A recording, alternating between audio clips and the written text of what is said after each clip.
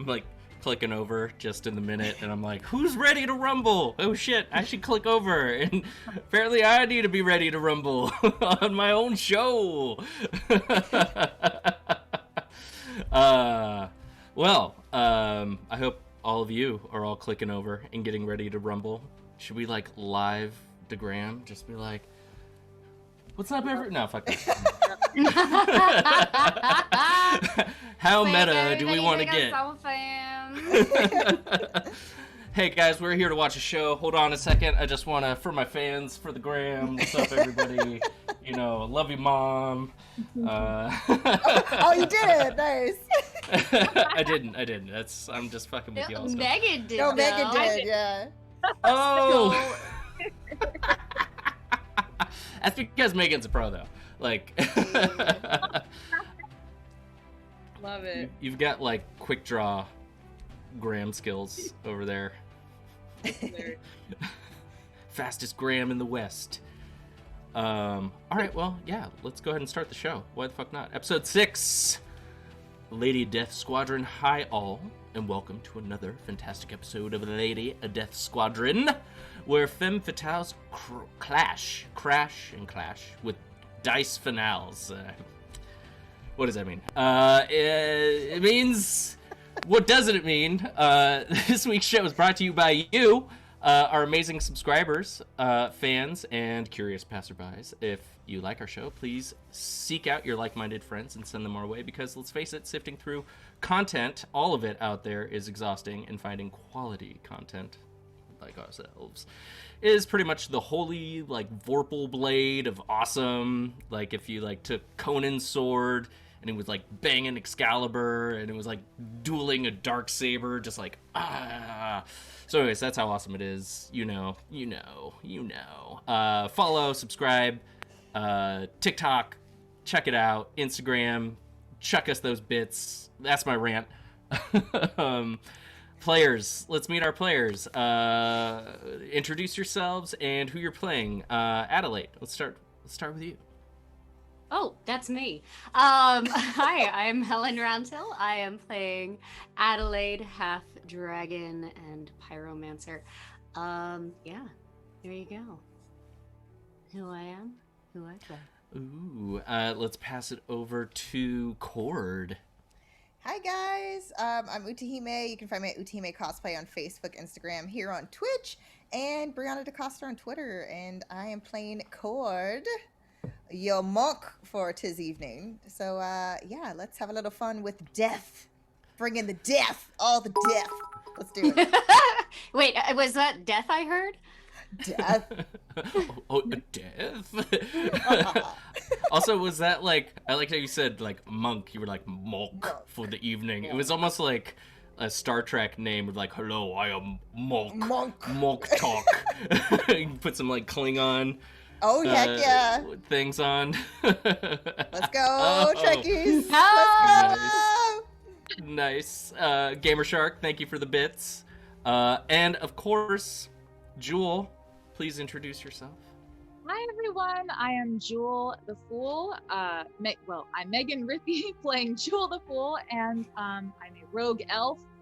And you can find me at Janky Glamour on Instagram. That is Janky Glamour. Nice to be here. And don't forget to check out Janky Glamour post show, right? That's right. We're doing a special Janky Jewel after this live stream. You can check me out on Instagram. I will be live streaming there briefly, just doing a little solo shebang before we move over to a site that I cannot mention. And if you are intrigued, come by. Say hi. It's the site where if you're really hot, you turn it on and like it blows wind in your face, right? Yes. Yeah. Exactly. Got it. Yeah. Yes. Yeah. Like Windmills, like got it. Windmills. Windmills. Yes. Or propeller. Yeah. Exclusive propellers. Exclusivepropellers.com. Oh, What a bootleg. Run the Jake said only wins. Only wins. Only wins. I love that. Over here, we're only kills, I think. Yes, only kills, yeah. Only We windmills have for heart Cord. too. We do. We have a lot of heart. A Dude. lot. We really That's right. do. Guys, you come Didn't for the you kills rip and one you out? stay for the heart. I did actually rip one out, but that one needed to be ripped out. We save the good ones. We just destroy the other ones Yeah, it's pretty in the simple. palm of my hand, you know? I'm just saying, like, you could have gift wrapped that and like passed it on to somebody. Made their What day. do you probably. mean you save the hearts? Oh, Jax Falstaff, thank you for the follow. Welcome, welcome. But do you you keep them, or what do you do with the hearts? Look, Not if you me. put it in a jar, formaldehyde, that'll keep for a while. Little You pickling know, it's definitely Oh, an God. aesthetic. All right. Well, before I start singing "Jar of Hearts," my favorite song and my wife's favorite song, I just whisper it to her. Who do you think you are? No, you are, Let's. The romance. he's wild at heart. That's the one.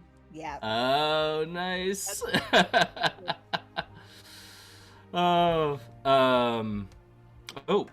Gamer Shark subbed up to tier 2. And then what's I don't know what that note means, a close up. But let's let's roll some credits and get the show a rolling, shall we?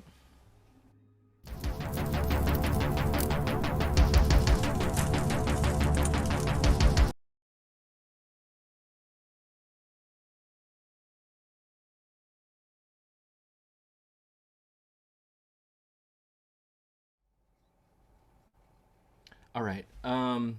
Can I get a close up real quick? Just bring it in. Just bring it in for a second. Just want to get real with Gamer Shark. Just want to be like, bro, love your enthusiasm.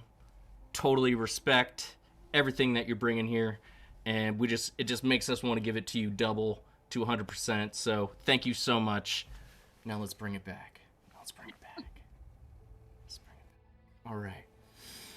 Last week, our crew of badasses got caught in the crossfire of political intrigue, a lost sister who only knows heartbreak, and a whole bunch of empty wallets.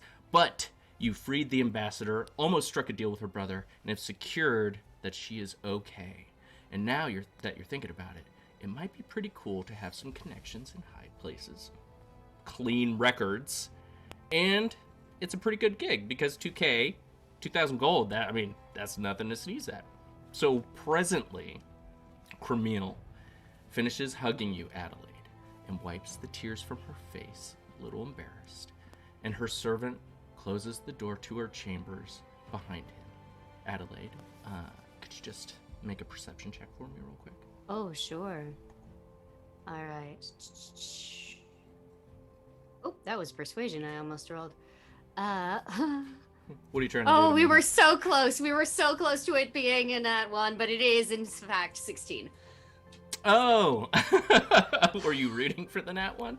No, I wasn't, but with my luck, I was expecting it. Let's get the high rolls out of the way right now. Let's do that. As Cremille was backing away, ending her hug with you, you feel a rustling in your pocket. Do you want to deal with that now? Press on. Is the servant out of view? There's no one to see what's Yes, so happening? her and the servant closed the door with her in her chamber. So it's just you guys. You find yourselves on the second level of the most resplendent house in Sjogren, all to your lonesomes. I think I got a calling card, y'all. I'm gonna pull it out. Oh, you're gonna read it now? Okay. Yeah. Are you trying to do it sneakily, or are you just like... I really honestly maybe think it's a calling card. She wants me to come back. So, you Okay. know, I think I might be a little ostentatious about that. You see it's a folded note. I'm gonna open it. All right. you look in, and in her handwriting it says, "Trust no one." Except for her, right? I can trust her. Tapestries and works of art adorn the walls. Gold sconces shaped like dragon's claws provide light and warmth. There's some marble statues of men staring outward. Back the way you came, there are at least 3 bookcases, 2 glass cabinets, and 6 side tables. Within each and on top of, there are shiny baubles, books, labeled weapons held in display racks, and all sorts of items, which almost seem weird to be used as decoration. But, you know, there they are. How would you ladies like to proceed? So many nice things up here. Now, did Flamby read it out loud? That is my question to us. Oh, for sure. For sure. I really thought it was Like gonna be... shouting it? I Not just want to shouting be it. sure. You know, not No. assume. You know, she may have kept it Oh, to herself. no, it was like a pull out of the pocket. Got Hey it. guys, check this out. Got Trust it. no one. You know, like I was choking back my ego a little bit on that one. So, how should we proceed? Since she, obviously, it's not the safest place for her. Maybe it's safe for her, but not for us. What is that? Trust no one.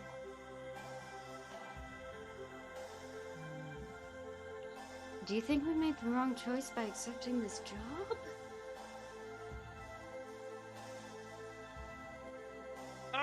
Let's appear that way, but then again, I know that you ladies love your gold and platinum, and we did spend a lot, and I believe the tab is going to be covered if we do this. So maybe we don't have to kill him until after it's paid. See, that's what I was thinking. Yeah. So it's one of those things, you know, as long as we're scratching each other's back, everything's cool. And then as soon as things go sideways, we take care of business. It's pretty simple, right? And he's got such a punchable face.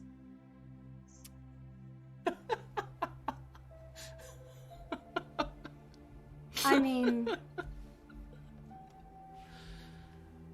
I'm here to get the gold and then punch him. Or worse, potentially, if he deserves it. Wait a second. Cord is going to try to look around really quickly to try to see if there's anyone that may be eavesdropping in on their conversation, and also to see if there's anything that would look out of the ordinary in this hallway and area that she might notice. So roll perception to look for anybody dropping eaves on you. All right. And then that is, oh my goodness, 19 plus 5. Oh. I see all. You didn't do too bad, I guess. So there's a little like support column that is just down the hall from you, heading back towards the stairs, and just beyond that, you see a house servant, a maid, with a basket, kind of being pressed against the wall, like she's using the wall to hold the basket up against her belly, but she's just kind of like standing there, just like holding, like she's mid-motion, looks busy, but she's just frozen. And does Cord notice what's in the like if there's like actually anything in the basket, or she's just holding this empty basket looking suspicious? there's folded sheets in the basket. With that perception, you could see the patterns and the fabric and the thread count. It's a very high quality thread count. Okay, so Cord, because Cord now has been told that you're not supposed to trust anyone, she's going to kind of like stroll along like la la la la la, and then she's going to basically try to bump into said maid, so that way she drops the basket, so in case there's other things inside the basket that might be hidden. Okay, are you trying to sneak up on her? Yeah, I basically want to try to sneak up on her and then like bump into her or try to trip her or something, so then that way the contents of said basket are spilled. All right. Why don't you roll a stealth check, please? That's a nat 1. So that makes it a 7. So you're seven? like, guys, ladies, this maid is totally eavesdropping on us. I'm gonna sneak up on her. and then you just kind of like yawn, or like, Jay! and you just go la da da da da, and before you even get within like 5 feet of her, she's gone into the room. She's like, oh, 1,000 pardons, just and she closes the door behind her. You know, I have to learn, Jewel, more about how you do things so sneakily. That is unfortunately not really my strong suit. On occasion, I can do it, but I still have to try to watch you more and observe. Mhm. Yeah, I would say that you are in need of a lesson or two. Yes, but she was definitely seeming very suspicious, and I believe she was listening to our conversation. So she's definitely one person to add to the list of who not to trust, I believe. Everyone? I would agree. Okay, but watch and learn, young Cord. So now what Jewel wants to do is to open the locked door because I have thieves' tools that include a pickpocket. Pick it like. You do. You have lockpicks. You have thieves' tools. You are a thief, and you're surrounded by a whole bunch of really nice things all over the place. Yeah. So I would like to pick this lock to follow the maid. Okay, sure. Okay. Go ahead and roll yourself a sleight of hand, Yes. please. That is 22. Okay. You just like expertly put in your tools, and the door's not even locked, but you're just like, I totally got this. And you open the door easily. You feel the tumbler switch, and the door just like gently creaks open, and you see the maid just stripping down the bed, replacing the sheets, and she turns back and looks at you very taken aback. And then I don't yeah. believe you're supposed to be in here. Yeah, never mind that. And then I would like to do a persuasion. I would like to see if I can convince her to okay. This maid, look, I need to know what's up. I need to know what's going on here. I need to know if we need to fear for our lives in this mansion. And I would like to get that information from her via persuasion. All right, roll persuasion. 16. I don't. Why would you be afraid for your lives? Are you in trouble with the mayor? Did you do anything to upset him? I mean, it appears like you returned his sister here, so that's kudos. But, he's a powerful man. It's a good job. All right. Can I use some insight on that? Sure, absolutely. Like to See if she's telling the truth. Yeah. 4. She's telling the truth. You're like, well, this mayor pays his staff well, apparently, but it's a good job.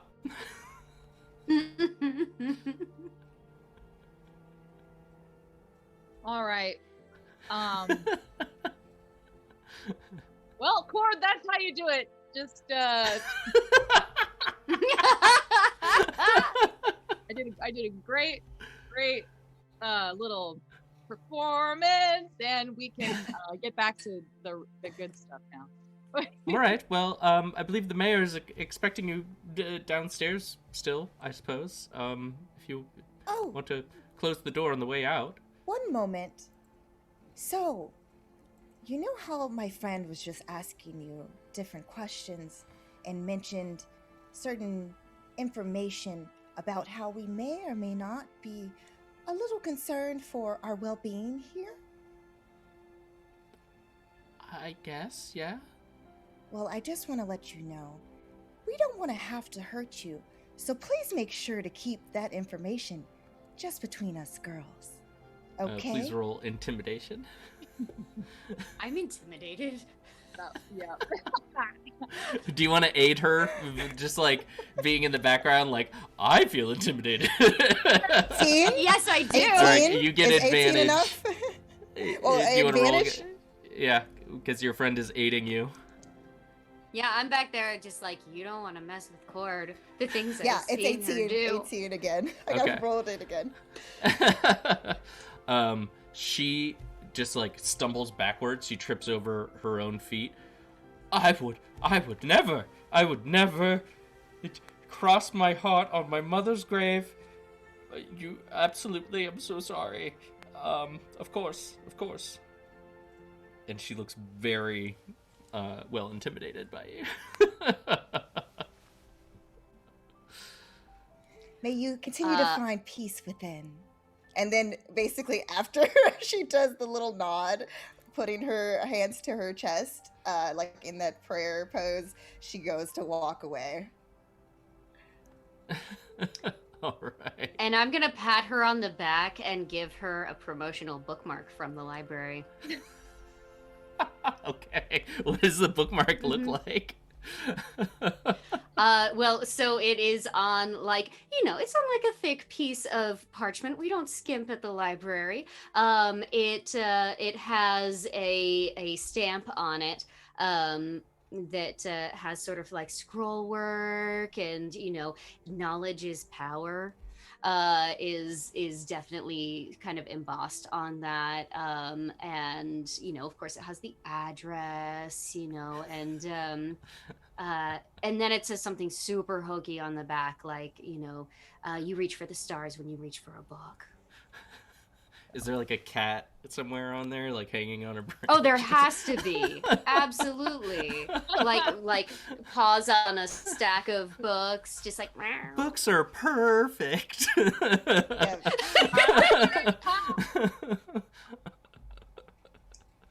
Exactly. Well, poor girl, scared out of her wits. I just wanted her to have something. She takes it. Thank you. I'll make sure to go there. I've never been. Oh, thank you.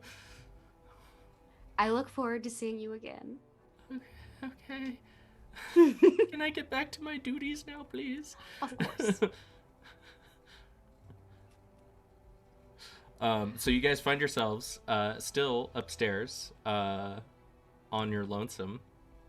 She did mention that the mayor's waiting for you downstairs. And did you close the door behind you to leave her to her work? Seems only polite. Yes. Before we go downstairs, I have this kind of itching feeling. You know what I think we should do? I think we should take something for collateral, just in case. Have it in our back pocket, so to speak. And then if anything goes sideways, we have something to bargain with, something valuable. What do you think? There are some extremely rare books on the wall. Books? And I'm going to give a thank you at that moment for your thieving idea. A little toasty. A little toasty to the Jewel the Fool's thieving idea. Hey now. Thank you. Thank you. Thank you, Ivan. Keep it rocking, keep it coming. I got another cold one in the fridge downstairs. I got to fill up at the break. Hey. Cord be able to do a perception to see what looks to be, at least in her opinion, something that is of extreme value. Sure. Now, what is of extreme value to Cord? We're gonna find out. 17. All right. So let's see. You look on the wall and you notice one sword. It is like one of those giant Braveheart claymores on the wall. And then crossed at the bottom of it are 2 daggers. And both of them, all 3 of the weapons are very, very well made. But you notice one of the daggers, because both daggers are different. Actually, all 3 weapons look like they come from different areas.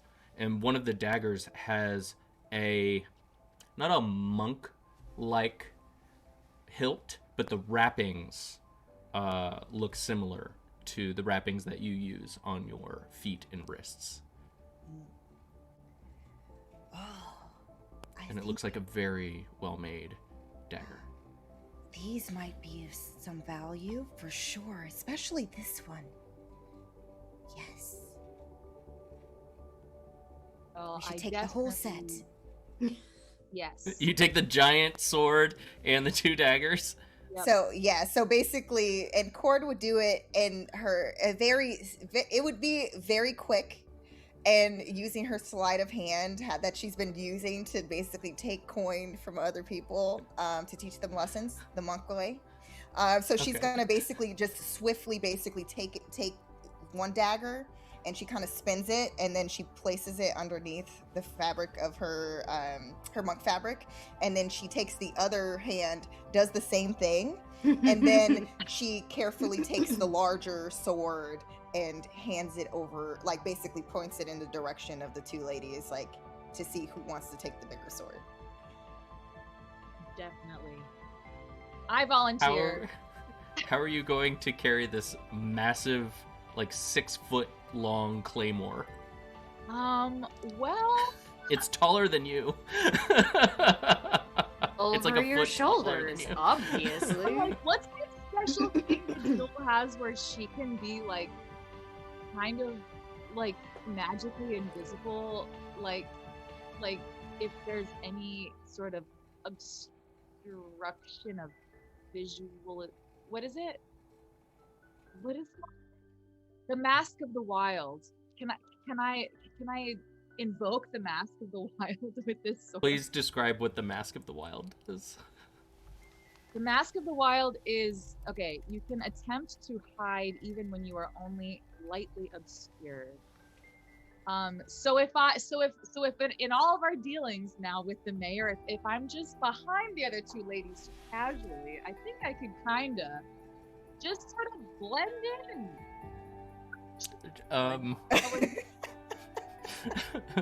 I mean, if you want to give it a go, I will let you give it a go. I feel very confident in this Mask of the Wild business. And Okay, I'm so Mask of the I'm Wild ready. is kind of like hiding your entire self in a moment, not really concealing an entire object on your person. Okay. So we could So it's kind of like technically ninja go, vanish, and Well, then like a puff of smoke or something comes out, if and if then it's like, Flamby where and did they Cord go, and like we're like, oh, Jewel had She to go just- to the ladies area to relieve herself. To the little clown's So room. she's going to join us later, but she's just The- hiding. And I will remind you that the servant did say that the mayor was waiting for you downstairs. So No, exactly. We would go down, and she's basically hidden with the sword, and it's just like she's just took a little longer because she had a lot of meat earlier in the day. however you guys want does to to play it out, reveal. I will Spin let it. you play it out. That's So up- please that's in describe to me case what she you're wants doing to with do the that. sword. Okay. What are you doing so- with it? If you actually want to take it, Yeah. you don't. And there are some nice books on the shelves. There are a bunch of odd bits as well. There's like monocles and like silk handkerchiefs. There's opera glasses. There's like a little wine rack for upstairs wine, maybe nightcaps. You see some masquerade masks. Upstairs wine sounds so fancy. Yeah, wait a minute. I'm feeling a little persuaded. All right.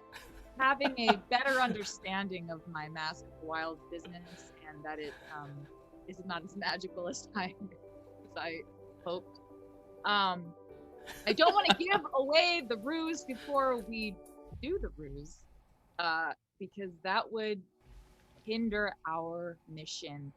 So I guess I'll put the sword back, but then I'm gonna grab some bottles of wine, and I'm just gonna make myself a little pudgy and just stick them in some places.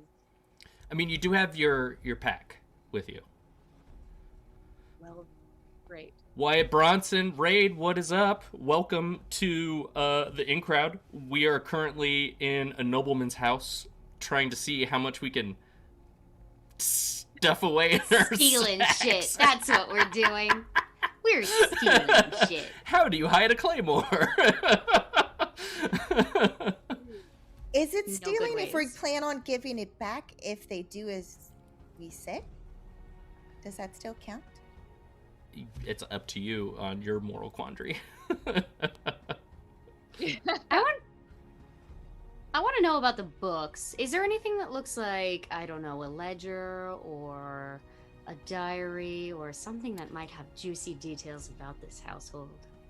Oh, sure. Why don't you make an investigation check? Oh, thank you. I would love to. All right. 17. Okay, so with your firm understanding of how books can look, you're like, oh, that's obviously YA, and that's obviously romance. You can tell what It's the shirtless journals... dude on the cover. Every time. You can tell by the binding what it would look like a family history. What's that called? Like a genealogy, like a family Bible or something that would have not necessarily a ledger, but and not necessarily a journal, but it is definitely sort of a book that is passed down over the generations, and every generation kind of logs their names in it. A genealogy or an ancestry tree. I want And you see that. Okay. It is leather bound. You can't prove your royalty or if you don't have your details. It's true.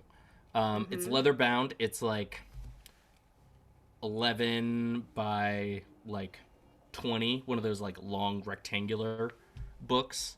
And it's pretty thick, but it could definitely fit in your backpack. It's almost like if you slide it into the very front portion of the backpack, so it goes directly against your back, you're like, oh wow, that's so much more solid in my backpack now.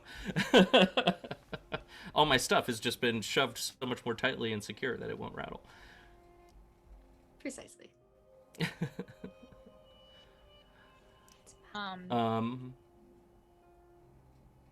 So in addition to the wine, because I might drink it and then I won't have anything to bargain with, and I'm worried about that. So I would like to also snag a few of those ornate masquerade masks that you mentioned.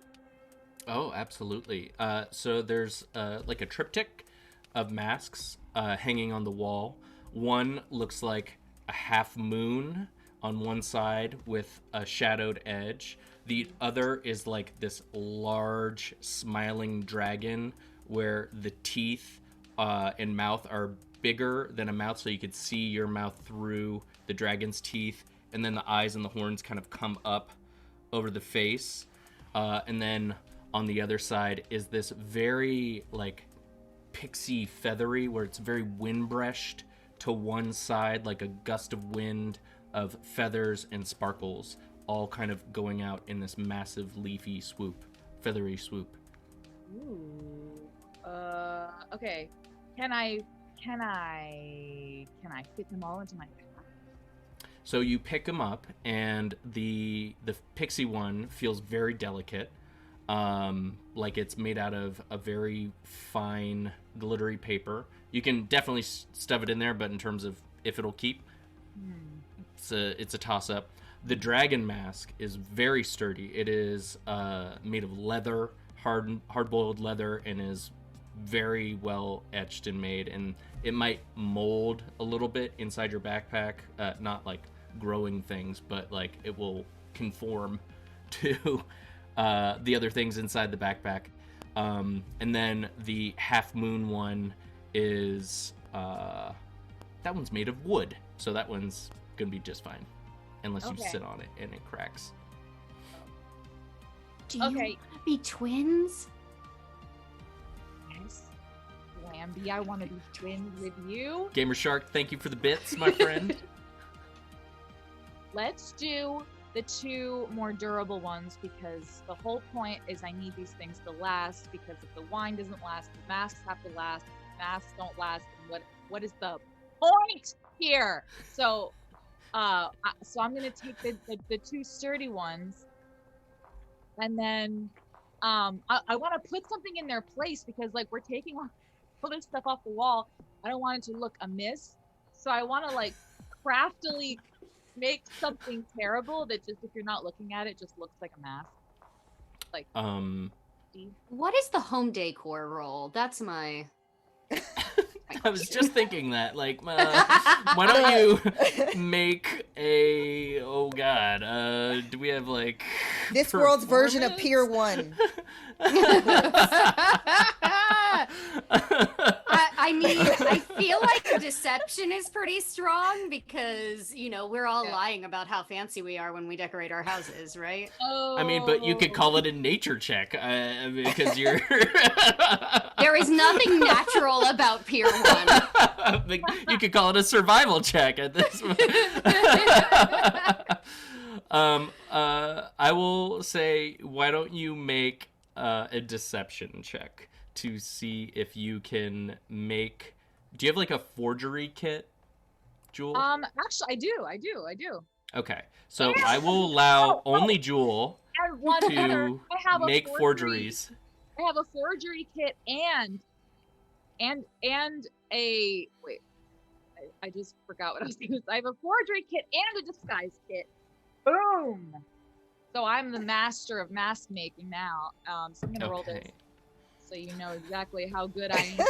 It's gonna be like better than the masks that you actually stole. Yeah. Change in profession, you guys. 17 I rolled. Okay. So you essentially take your kit and you make these quick cutouts and you do some quick paint overs, and would like you guys all to make stealth checks as well, as you're up here like being crafty nerds. Oh my god. Crafty nerds? Oh. In this economy? Oh. A 10? Okay. I have a 10 also. I'm going by group average. 23 with a nat 20. Oh. Wow. Okay, so Flamby. your old friend Flamby upping the bell curve here. You do hear some people kind of milling about, going about their duties, but whoever might be kind of going back and forth or up and down the halls on a patrol or something like that does not actually make it down your way. And anytime you might be in someone's view, you're able to perk up and just move a little bit closer to the wall or a little bit away to just keep slightly out of their view. And you are able to make some, like, they're not perfect by any means, but anybody that is just like not paying attention to the stuff that's probably been on the walls for years will not give it a passing glance that it's missing.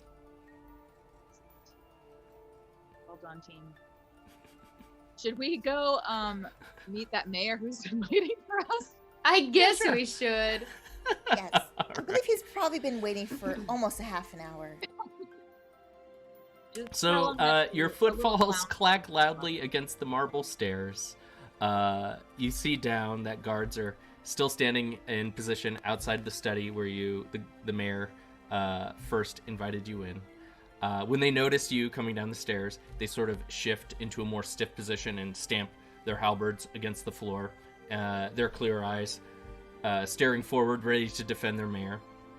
And just then, as if perhaps it was a signal, the mayor exits the study. A cigar is lit in his hands, and you can't help but notice that he's changed his entire outfit. Where there were ruffles on his shirt that you were mocking him about, you now see a firmly laced shirt of the most present fashion. His pants are riddled with embroidery, and they're super floofed out like MC Hammer pants. He's wearing beautiful patent leather boots that make a hearty clacking sound as he walks over and greets you all. Ladies! I trust you found everything as well with my sister. Oh, yes, we had so much to talk about. Excellent. Excellent. Why don't I invite you over to the galley and we can go over what I know of the warehouse, and we can best plan how you're going to approach these miscreants in my city.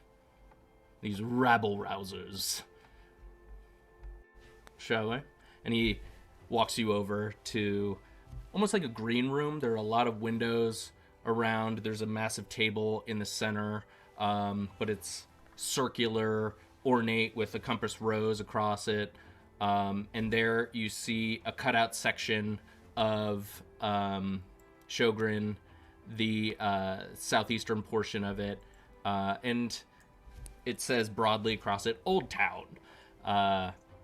And he goes, all right, so right here, and he circles, he takes a quill and he just like circles grandly around this lone building that's kind of abreast these sheer cliffs right on the edge of the wharf that has all these broken harbors on it, and you can see on the map it's called Broken Teeth Harbor.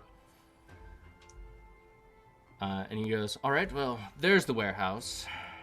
What do you know about them so far? Very little.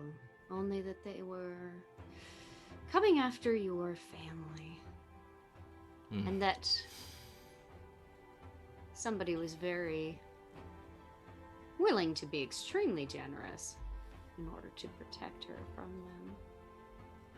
them. Mountain Taker, thank you for the follow. Welcome, welcome. Hope you're enjoying the show so far.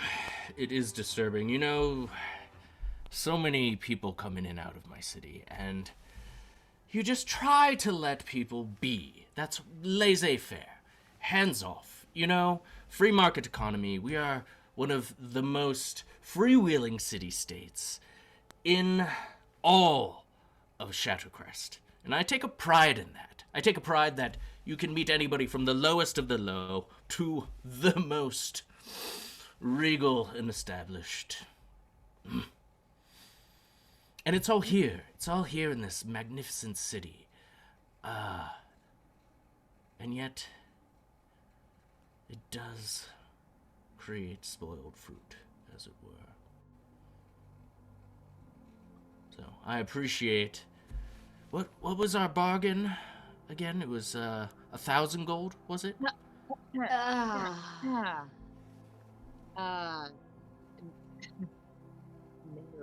it was 2,000, I believe. Oh, you're right. My mistake. It was 2,000 gold and something of a tab at the mark. Oh yeah. Oh yeah.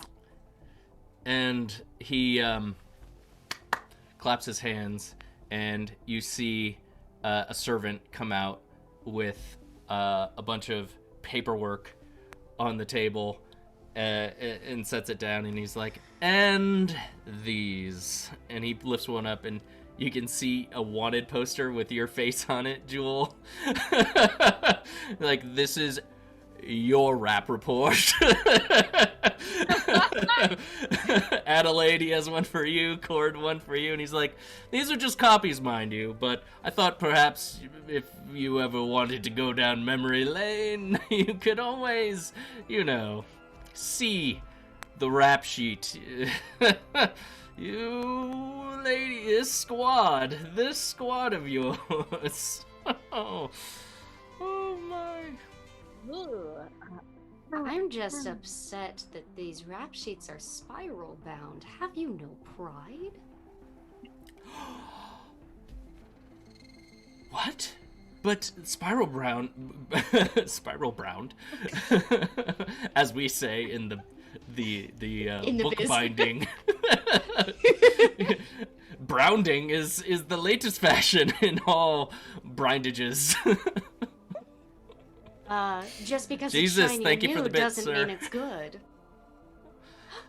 Well, I do enjoy the way that when I'm trying to move like a vast section, it gets a little caught, and it slows me down before I have to like read the little bit, and sometimes we move too fast. So And it's just difference of so opinion. easy for pieces to just tear right out. Well, it's better than a loose leaf system in some kind of folder like we used to do. My goodness, you are in the need of a good librarian and no mistake.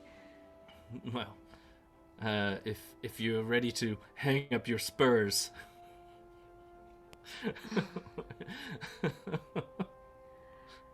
I'll let you know when the paperwork is in the outright. Excellent. Thank you. Now, as you can see, there's the main entrance right here on the main street. Dashbury Lane, I believe, is what runs in front. And all I know is really one main entrance on the front. Not too much other information about this building other than it's been here forever. And that their comings and goings are mostly during the day. So if you wanted to get on them, I would suggest a nighttime approach. But I don't know how you ladies prefer to work. If you're like, I leave it in your good hands, as it were. And we don't have a number as to how many of these miscreants you said actually are in the establishment. Yes, our reports are not the best. Like I said, it's hard to keep track with everyone. It could be anywhere between a dozen to 100. I don't know. Oh. Okay. And there doesn't seem to be a leader of said miscreants? Oh, there's definitely a leader. In fact, if you recall, just half an hour ago, not last session, I said if you brought me the head of the leader, I would give you an extra 5. But your men haven't seen this person. As far as a description. No, they have not. I see.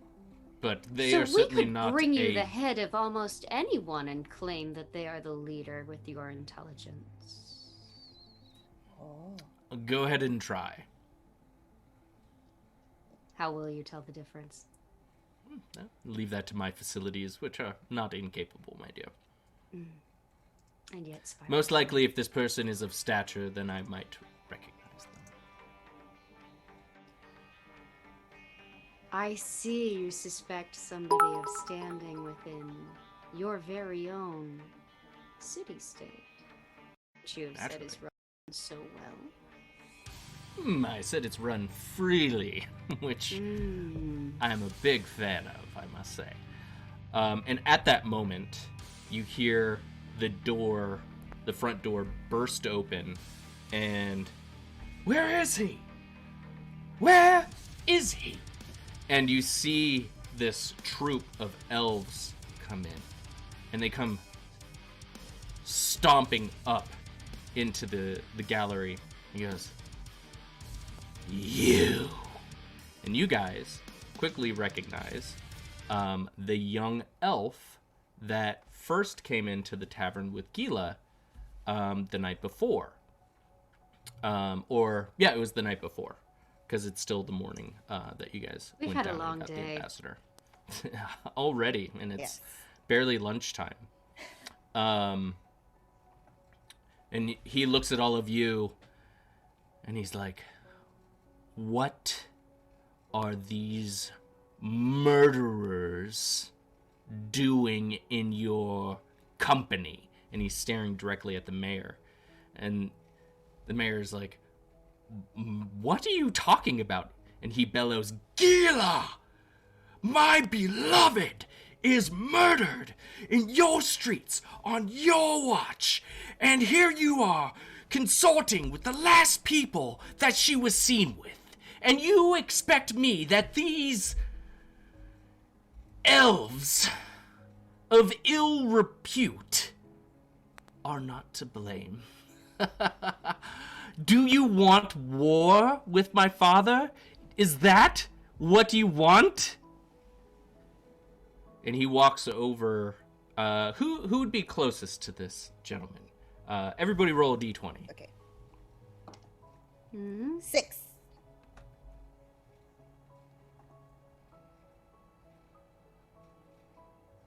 Eight. 10. All right, 6. Cord. He walks over to you and he spits on the ground at your feet.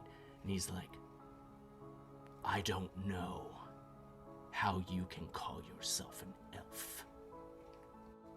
Well, pardon me. It is quite presumptuous of you to assume that we had any dealings in Gila's death. If you don't recall, we actually were assisting her in her task. So I think it's very rude of you to do that, especially as an elf. You should definitely believe the word of a fellow elf before anyone else. Go ahead and make a persuasion check, please.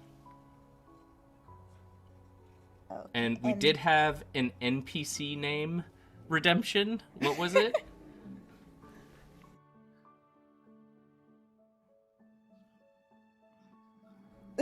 Really? Arch Yo. Okay. Arch Yo Helio Backside. gosh. Arch Yo Helio Backside. I had a much cooler name for this guy, but now now we have an even cooler name. Thank you very much for that. For Run to Jenks. And in fact, you see the guard that let you guys in the first place come running up behind the elves, and he's very out of breath. He's like, and it's Runda Jankage. Runda Jenkage, the guard who was named last episode. He's like, "Sir, the elven diplomats are here, sir." Wow. I rolled He's an like 18, by the way. Okay. He looks kind of taken aback that you're talking to him so calmly. And it's somehow affecting his rage at losing what must have been a very strong love of his life. Now, I And you hear- understand that you're in pain. You lost someone very dear to you, but now she's gone on to the higher plane, to a better place. But, again, let's talk calmly about this. I'm sure we can come to a solution and figure out and get to the bottom of who actually was behind that. And we are trying to do the same. And you expect me to trust you. And you see the mayor look at him and say, "Arch Helia Backside, son of Shaman Helia Backside." Sorry. I would not have fighting in my house that could lead to war. Please, for all of our sakes, listen to reason. And he looks at the mayor, and he looks at all of you. He goes, I don't know why I bothered to come to deal with the likes of any of you. You work for this human. You speak his truths as if they mean anything. No, elvish law rules here for a reason. He snaps his fingers, and he turns. His entourage follows behind him, and they storm out, and he turns around and he goes, watch your backs. And they leave. And the mayor... That was disappointing. Why on earth would we kill our meal ticket? That doesn't make any sense. It's understood. Apologies, ladies. You can see what I have to deal with.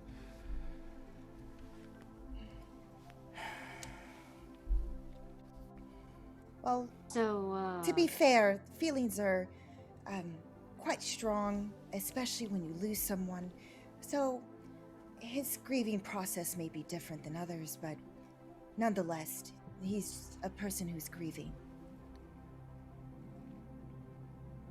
There's something I want to ask you, Mayor. And you see his face kind of change a little, and he puts on his politician's mask like, of course! There was an arrow found, and it was a very specific design. And I think it is one of the keys that will lead us to who shot the arrow. And I want to Do you know have if it? you recognize it. Did we take it? You guys did not take the arrow. the fletching was very distinctive, though. If we were to run across something like this again, is there somebody in your retinue that might potentially be able to identify the maker? I'm sure. My resources are nigh endless. All that money and you still can't buy taste. And he does a little hammer dance to the side and the side. He's like, my taste is fantastic. Thank you very much. I call that the mayor's hammer. Hammer steps. Amazing. You're welcome. First to see it. Not to be the last, of course. Sure, it will be quickly danced in every party and I dare you not to do it next time you're at the mark. That's right. Hey! And he claps his hands again and a servant comes out. Oh, do we have another servant name? Do we have... Or is that the only NPC name? Chat, give me a servant name. Oh my gosh.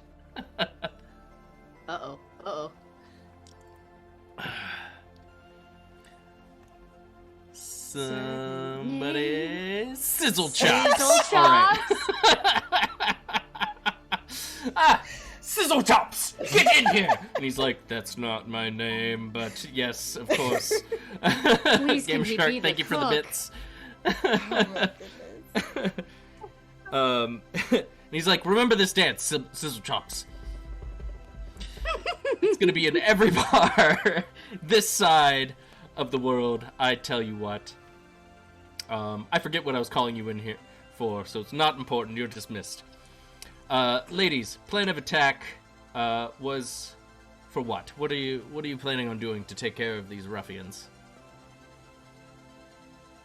Do what we do best and kill them. And probably go in the dead of night. That's always really good because we can blend in with the shadows. That's smart. That's how I would approach. Of course, we could just burn the whole warehouse down with all the rats inside. Oh, they'll come scrambling out, and then we can capture them then. That's not a bad idea. Want to burn down the city? That is a very old part of the city that could spread fire quite quickly. Please don't do that. Do you have a way of putting Well, we'll out see what the happens. flames, Flamby? Because then maybe we can set it ablaze, and then you can just snuff it out. I He looks actually at you think I might. quizzically. yeah, control flames. We can do that. That's gonna be so easy. Can you control the flames of an entire building? This is a massive warehouse. Well, as long as it doesn't get out of hand.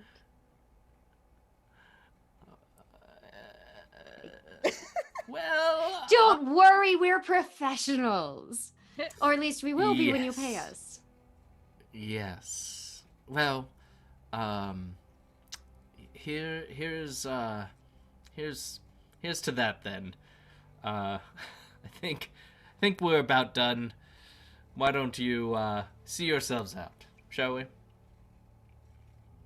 Unless there's and- anything else. There is actually. So, that dancing it needed a lot of work. I would suggest going to Flamby. On every Thursday at the library, they have a special room where they practice actual dancing. So you might learn something. And who has the sword? The massive sword? Oh, Or did you put not it back. take it? We Yeah, put Oh, it you back. put it back. Okay, cool. I do have the daggers though, still. Daggers. Did you make a blind sleight of map. hand? Book. Did everybody make a sleight of hand check to hide those? Oh, Oh, no, but we can. oh, I did. Yeah, so mine was a 21. Okay. 8. I don't think I did a sleight of hand. We need to do that. I'm gonna give you advantage, Flamby, Adelaide, because yours is stuffed all the way in your backpack. Actually, I'm not. You're fine. It's if it's out, or you had to hide it in a way that would be quite visible. Gotcha. No, I think everything is in packs. All right. He gives you all a once over and doesn't seem to notice anything. And he goes, "Well, I will see you when the job's done then." And we'll all be doing the hammer dance. No. Mayoral Again, remember hammer Thursday. tap. Thursday evenings. Just go to the library. We're all gonna do it Thursday No, evening. Not that Yes. dance. Oh, Actual it's- social dancing. Can't wait to No. spread Oh. the hammer tap Tell tap you dance. what. Mm. If you come to my dance class on Thursday, I'm more than happy to let you do a little show and tell demonstration in front of the other dancers and see what Oh, they I think. love it. Everybody follows my lead. That's the best part of being a mayor. Well, I can't All right. wait to see how much they love it. Done with you. Good day then. As And, we're walking out, I ye- go, we definitely can't burn down the warehouse. I only got like 5 foot square on that control flames thing. Oh, so- okay. You're just so powerful with your flames. I just assumed.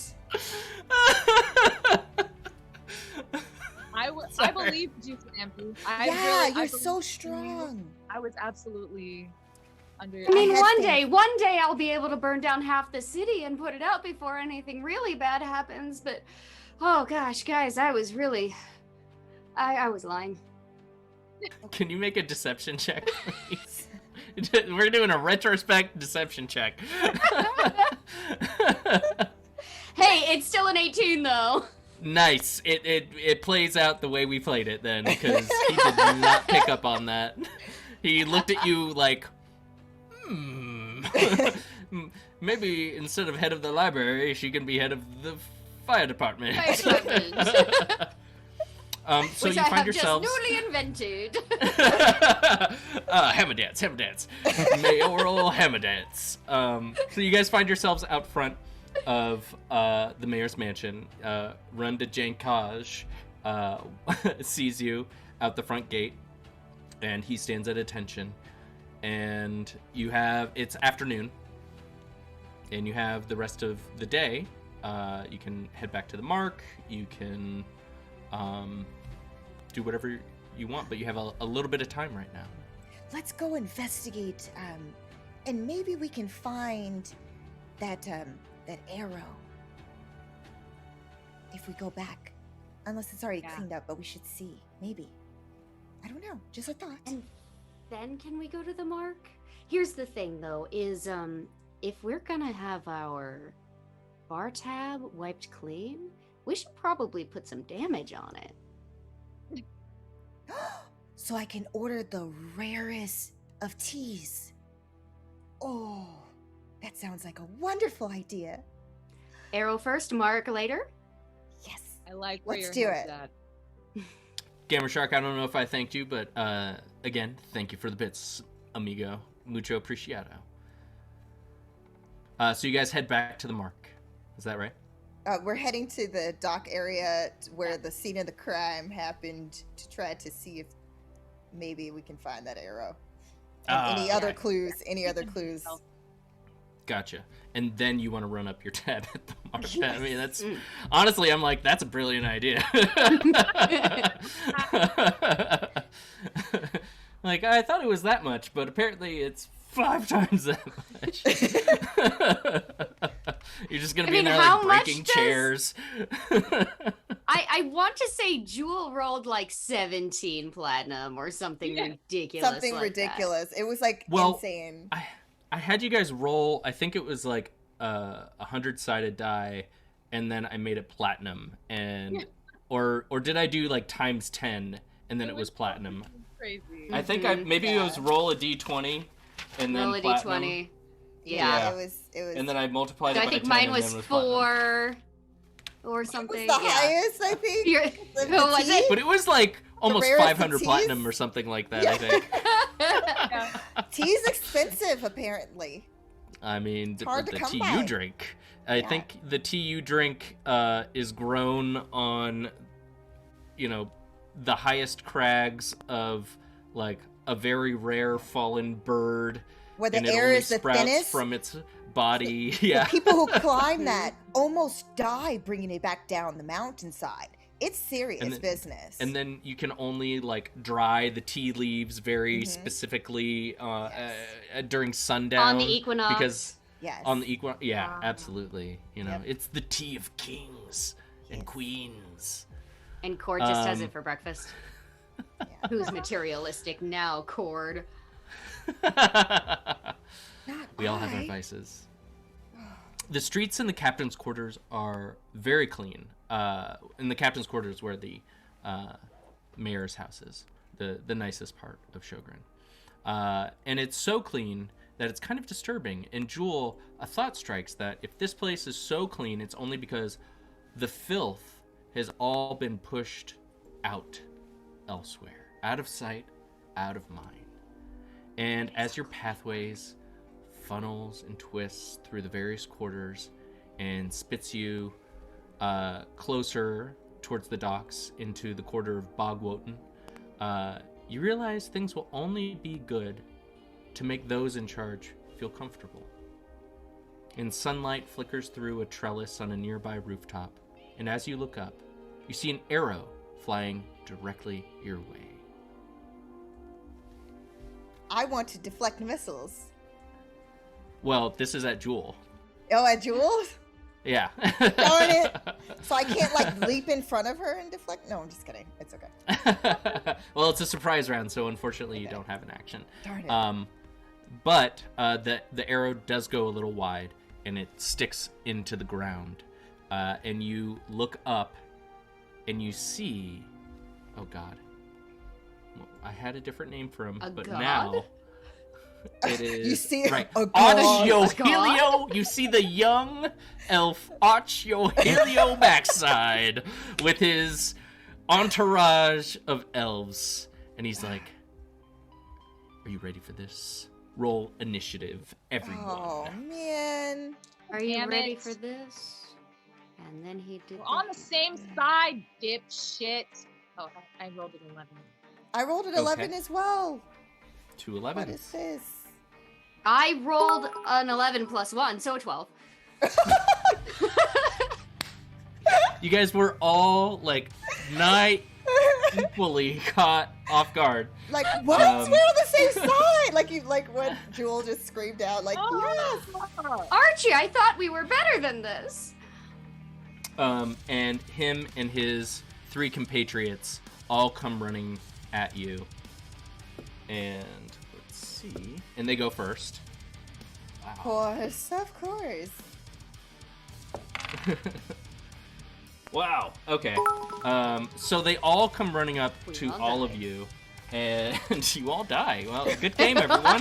Good night, everyone. We hope you really enjoyed Lady Death Squad, the squad that dies. All right. I have your armor classes at 16, Jewel, Cord at 17, and Adelaide at 14. Is that still correct? That is correct. All right.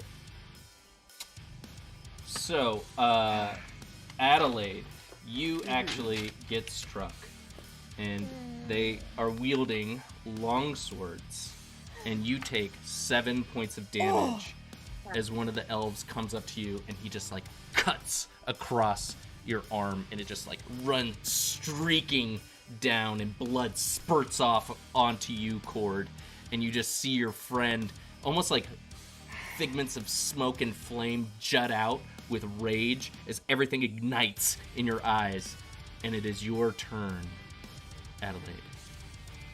Okay, first question. We haven't rested since yesterday, have we? It was from this morning, remember? From this morning, we have not rested. Okay. Correct. I'm in trouble. Okay. All right, so he struck me with a sword.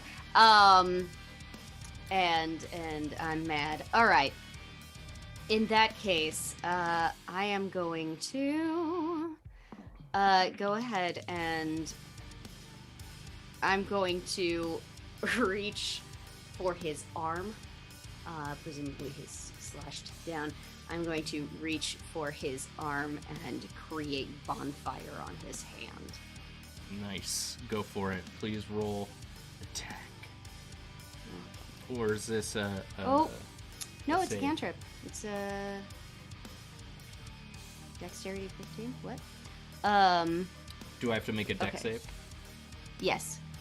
Okay. He does not make his dex save. You may roll Cool. damage. All right. That is 5 damage. Okay. You ignite his hand, and it scorches black up to his elbow, and you see it go lifeless as it is just gone to the bone, like a skeletal leftover remains. And he looks up at you with terror, sheer terror in his eyes. I hope Now this that is an wasn't your interesting right question. hand. It was his sword hand. So you see that sword just go chink chink chink on the ground. Cord and Jewel, who has the higher dexterity? I'm assuming. Well, oh no, we might have. Do we both have +4? I have. I have actually. Oh wait, I have +5. Oh, so you're. You okay. have You're one. You have like a 20 dexterity. Yeah, mine is Okay. 19. Mine is 19. Okay. All right. So that means since you both rolled the same initiative, Jewel is actually first. Okay. All right. Jewel, and then Cord, you're on deck. Okay, so the elf that is engaged in combat with Flamby, I would like to attack with advantage. Absolutely. So I'm going to slit his throat. Well, let's see if you can do it, Jewel. Yeah, I was just going to teach him a lesson, but sounds like a lesson you won't forget. no, you can't. No, asshole move. We've already passed asshole level. We're going for it. It's 24. You fucking stab into this fool. You don't even have to roll damage. He didn't have that much life left. How would you... Please claim your kill. How would you like to completely assassinate this elf? I think that Jewel is overcome with rage, and it's not her proudest moment. Later, I think she'll regret possibly not taking a more diplomatic role in this moment. But it is the rage of being misunderstood, misidentified as a traitor to your own kind when it's not being true, and so she just unleashes, takes the blade, slit his throat clean, just clean, and then the First blood like makes a tribute. thin line because it was such a clean slice. And then his eyes are in shock. His eyes start to roll back, and Jewel has like a flash of sympathy and holds his face for a moment and says, "We are not traitors." And then All right, so you're holding his face, and your blade slashed so quickly that the razor-thin cut, though deadly, is still like containing everything within, and you see he's dead, and he knows that he's dead, but yet it's still containing his consciousness because it hasn't been able to release just yet, and you're just like holding it. You're holding it, and you tell him that. And then blood just starts gurgling out of every orifice out of his face. And you drop him to the ground. And like a frickin' torrent of blood just suddenly shoots up out of there. And I'd like you, I'll give you in this moment an ability to use his like puff of blood as a bonus action to hide. Because you have Mask of the Wild, and you can use light coverage and mist and all of that shit. And since that was such a badass kill, I will give that to you. I was worried I was gonna have to roll dexterity again. Like he goes for the throat slash, and I was prepared. So go ahead and roll a stealth check, please, Jewel. stealth check is 22.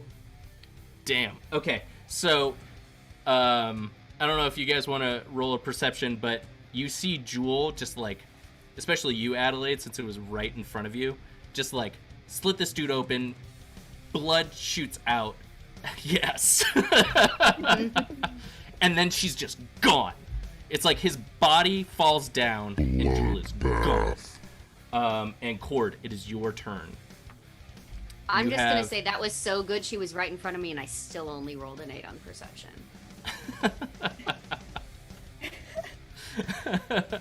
So, Cord, in there that are moment, 2 more entourage left, and Arch Yohelio backside, who is there in his wild furs and his 2 a short sword and a long sword, one in each hand, and he's looking at you like a wild dervish.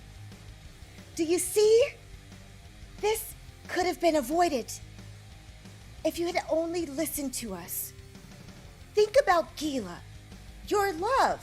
You mentioned that you were in love, I think. How would she feel about you attacking your brethren, fellow elves like this, without even trying to believe a word that we said? I don't want to have to waste any more lives, but you already see what we're capable of, so I'm giving you another chance. Are you trying to use your action Yes. for persuasion?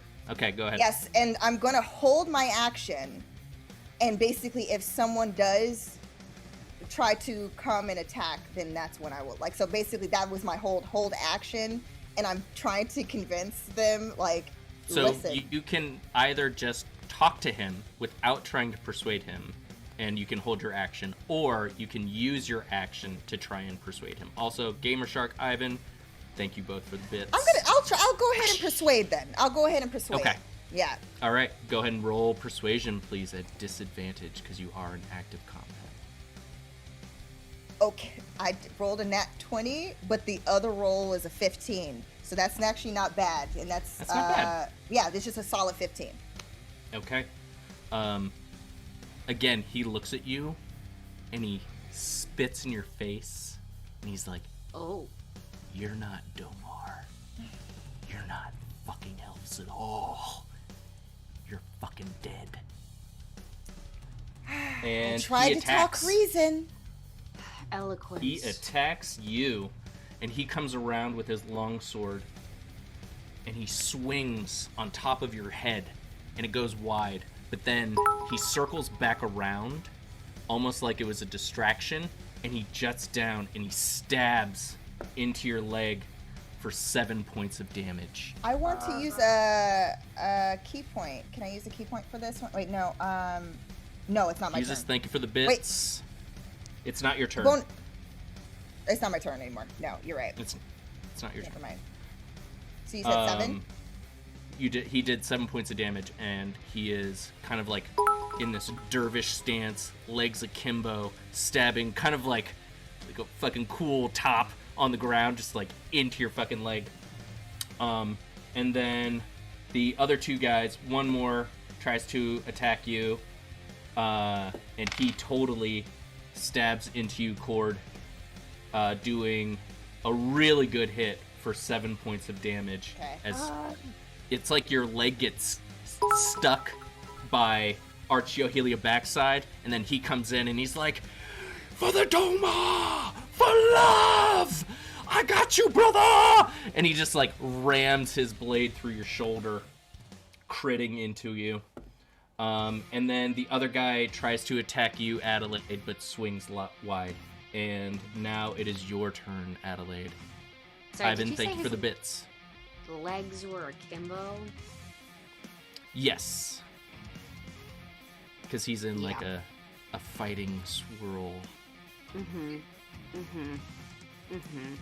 I know this is not the answer, I do, but yeah, I'm just gonna firebolt him straight in the nuts. Who are you firebolting? The guy that attacked you, Archie. the lackey? Oh, you're going for Archie. Archie. Going for the gold notches. Like, you don't attack Cord like that. You don't do it. Nope. And I know it should just be a kick, like really it should, but I'm all fired up, as they say. I will say, Cord, that was an excellent diplomacy check, but he critted on his. No worries. It was worth a shot. He was like, his heart was immutable, and I was like, well, fuck that. Okay. It's on brand. It's on brand. Game on. I guess we're going to war. Yeah. For I Helio, guess so. Helios, Sir Helio. It's Archiohelio backside. Oh my goodness, Yes. This is a mouthful. All right, so you're doing your bolts, your fire bolts. Go ahead and roll. Well, he's extremely lucky because I only got a 14. 14 hits. I was hoping you'd say that. All right. Yeah, okay, so, yeah. What's he? 10 points of damage? Okay, great. Your bolt just like singes into his body, and it sears across his form, just eviscerating the leather around him, and his vest becomes like this little crop top vest, and his like elven abs come out, and they're all just like pockmarked and scored, and boils and shit are all like coming up on top of it. But you see a look of madness across his face, and he's like, it only makes me fight harder. And Jewel, it is your turn. You are hidden right now. No one can see you. Sneak. So So you have not only do you have advantage on whatever attack you have, because it will be pincered in, because that's my games, house rules. I allow flanking, and then you also will have sneak attack damage. Storm Tanker, welcome to the club. We all the in crowd fucking up some elves. Elves on elves violence.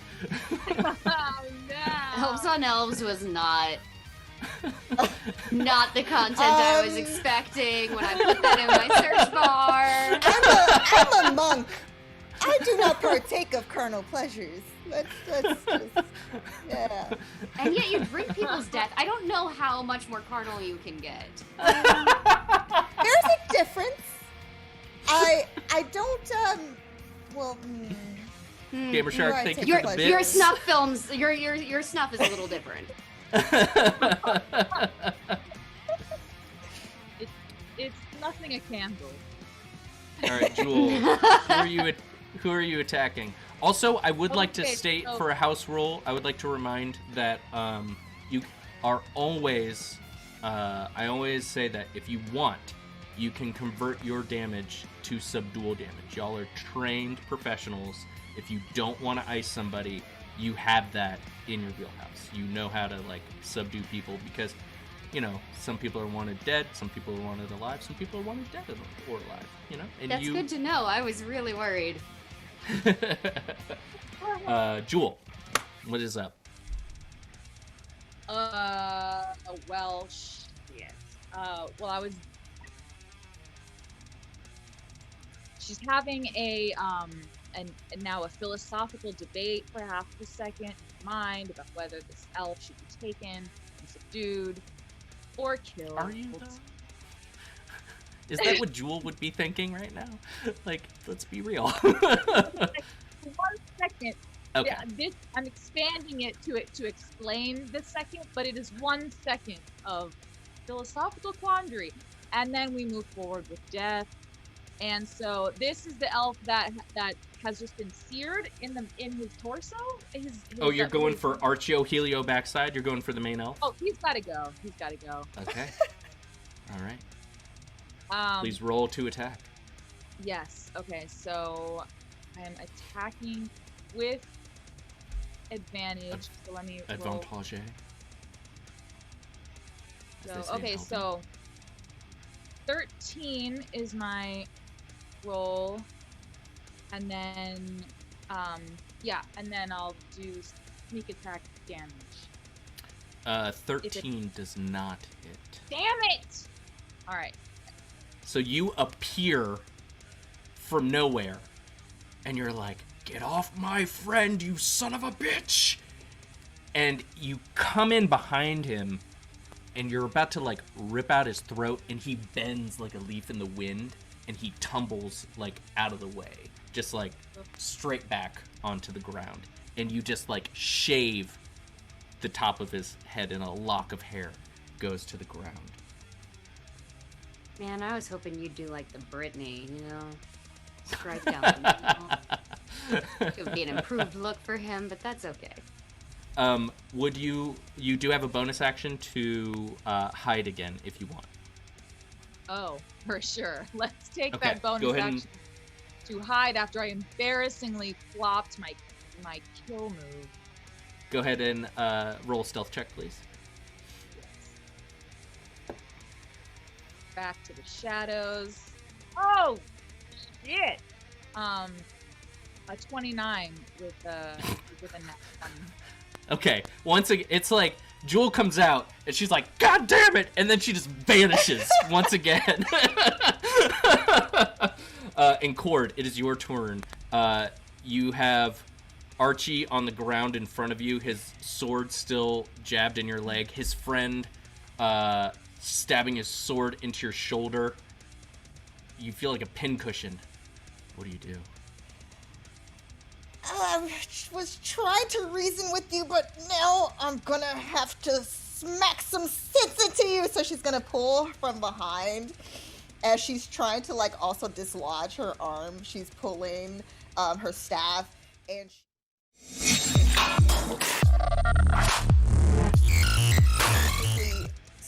like with two-handed, like, slam down onto Archeo Helio Augustus, whatever his name is, backside. Okay, go ahead and roll I keep changing his name.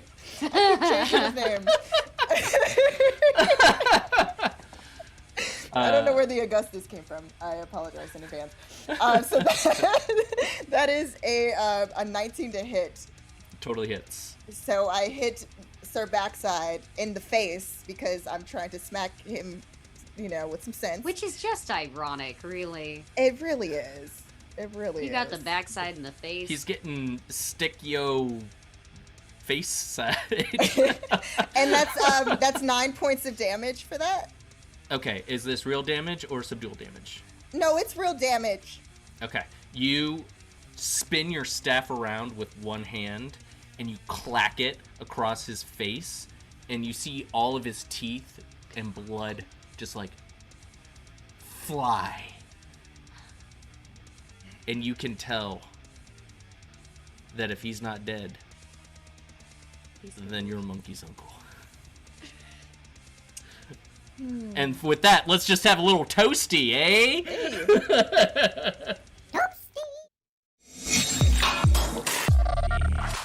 Thank Killing elves. Thank you. Yeah, that guy is dead. So put one more on the kill mark. Oh. And you still have another guy stabbing into you. See, I didn't want to have to kill you. Oh, never listen. And so she's going to turn around, like literally like lightning speed, and basically do a 1-2 punch to this dude, the other guy's face. So she's basically trying to use her. I'm using Key to unarmed strike the guy behind me and knock him out. Okay, go ahead. And that is a net 20. Okay, roll damage. Oh no. So okay, so this is basically the max damage for the unarmed strike. I'm assuming You just roll 2 dice. 2 dice. Okay. Yeah. You double. So what is it? D6 or D8? No, so What do you do? it's actually a D4 for unarmed. Oh, strike. okay. So you roll 2d4 then, and then do you add any +4 stat? +4. Okay, so Yeah. 2d4. So +4. it was an 8 for the first hit, or yeah, and then I got You rolled a 2 4s +4. yes, Okay. and then Um, that was So that was 12 for that. points. Yeah. You do 12 points of damage. So you punch through this guy's head. You like swing your staff around and murder Archio Helio backside, and then you look at his friend whose sword is still stabbed into your shoulder, and you drop your staff, and you just go full Bruce Lee. You're just like, and you just like punch through his face, and you're like,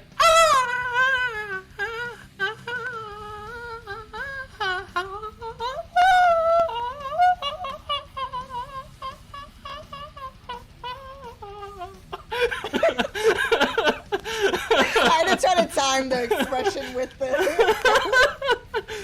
Please, I want to hear your Bruce Lee next time. I'm gonna whip. Oh.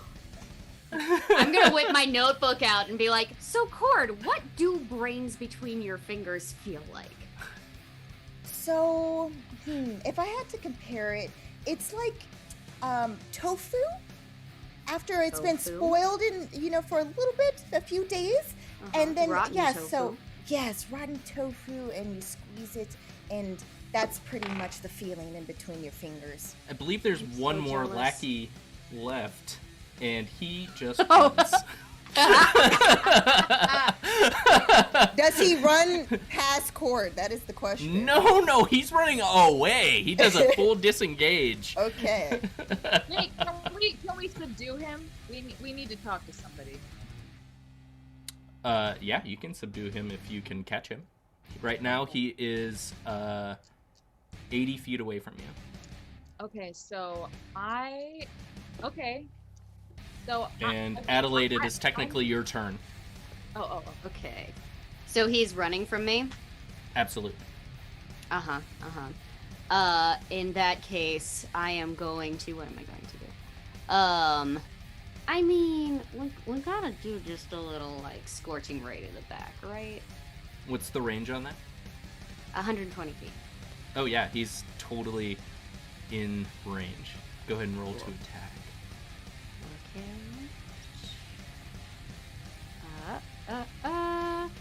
We are going to roll a 21 on that.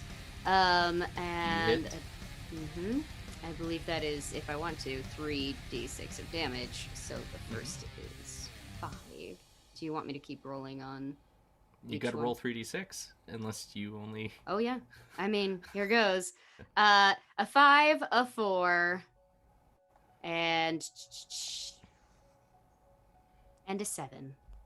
So my buddy was watching Predator the other day, and it made me remember that when Predator had someone in sights, it like 3 dots would show up, right? And then it would be like, right before. And that's essentially what happens with this guy. It's like you hold out your hand and these 3 bolts like laser target on his back and then scorch through the air, sizzling hot, and then burst through his body. And he falls to the ground, dead.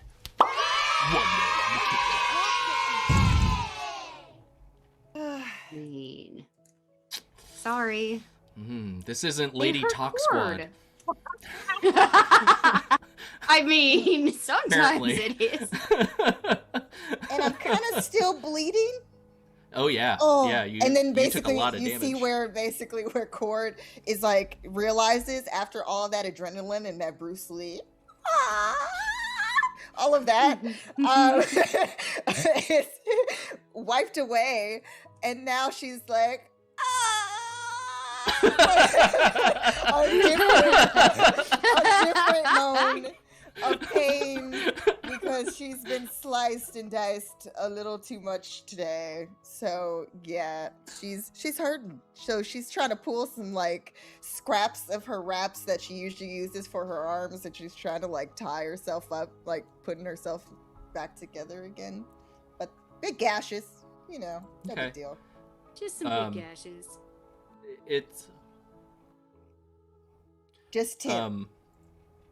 I would suggest that all rest and relaxation. You do have a long time before it's nightfall, so if you want to go back to the mark and take yourselves a long rest and heal up for this evening's action, that might be a good place to do it. Bless. You quickly bind yourself up and you Yep. patchwork yourself, and luckily you are in Bogwarton, which isn't too far away from the mark, which is pretty much the mark is like in the center of so many different quarters, but hidden away. Yes, what's up? Can we grab that first arrow? Just so we can If you want to go down to the docks all fucked up right now, you can. Oh sure. wait, no. I thought that when this started, there was an arrow that narrowly missed us, and I just. Oh yeah, you want to grab the arrow that missed you? Yeah, absolutely. Yeah. And just to take it with us so that we have it for reference, just going forward. Because now I'm regretting not freaking keeping these arrows. Right? Sure. I gotta keep all the weapons that almost killed me. There I'm gonna put them are in a 4 scrapbook. bodies in front of you right now, or 3 bodies, and then one is like 80 feet away from you. Yeah. And then I kind of want to take the fingerprints, but I totally burned that guy's hand off. So. Well, since Jewel didn't take any points of damage in that whole fight, she's gonna help the other 2 bind themselves as they limp away and sort of give her shoulders to be leaned on. Okay, Wait, great. did we get if you that want, you can roll a medicine arrow? check. Oh yeah. Oh wait, the Yeah, and arrow she grabbed belonged the to arrow. Helio. To didn't it belong to? Yeah, it was Helio. Archeo Helio backside. Archeo Helio backside. But I just want it for reference because I'm gonna hoard all these arrows from now. Okay, all right. And you guys make yourselves make your way back to the mark. Yes. Oh yeah, and my medicine check is 18. Okay, yeah, you totally like bind up the wounds to a point where you're not just bleeding out anymore, Cord. Okay. And you're able to make it back without inflicting any more damage on yourself in probably a more comfortable state than you would have been if you hadn't done anything at all. And Chomsky and Larissa look at you all as you enter the mark, and this is not the first time you've come into the mark all fucked up, and he's like, all right, we know. And he waves you all upstairs, and you all crash, and we're going to take a little break. We'll see you guys in 10 minutes. 5 minutes. 5 minutes.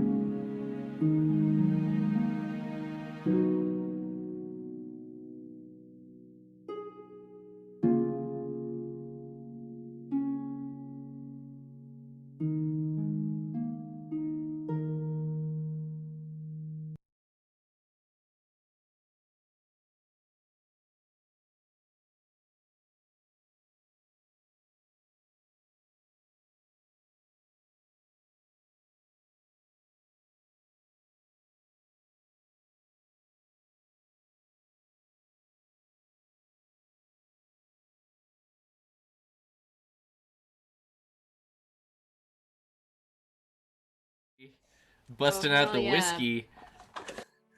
Hell yeah, Oh. babe. Oh, nice. Hey, Jewel, you're muted.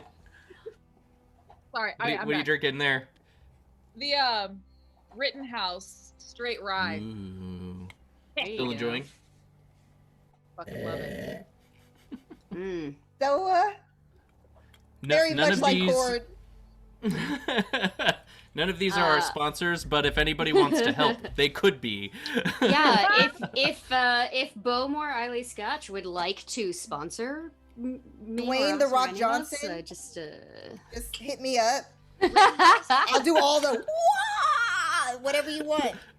Wait, is that the Rock's tea? Or No, it's his energy drink line. that's his energy drink. Oh, Yeah, I and thought he they're just did actually really tequila.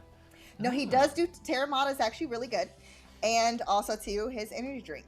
So yeah, good products. All right, good to know. Good to know. So if anybody wants to let them know to come sponsor us, that would be awesome. I mean, The Rock being a D&D nerd is just Hey. this is what I need in my life. That's what I'm saying. It can happen. I believe. If he wants to like rock on over to the I'm sorry. All right. Welcome back, everybody. If you're just joining us or maybe got pulled away, but you couldn't stay away because seriously, how could you? Lady Death Squad has gotten roped into a wipeout mission by the mayor to take out an anti-elven militia who calls themselves the Sea Lions.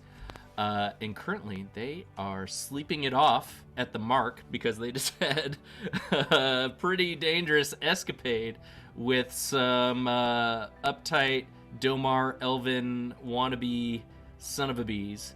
And now you guys are alive and well. It is close to midnight at the Mark. And you think maybe it's about time you make your way down to the warehouse. What do you say? Sounds like a I'm plan. skipping as I go. Stealthily, of course. Yes, Stealthily. skipping stealthily. Stealthily skipping.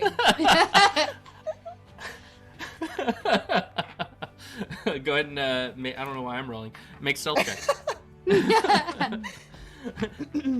I roll everything. I roll everything. 20. All right, where are you? 23. 57. Nice.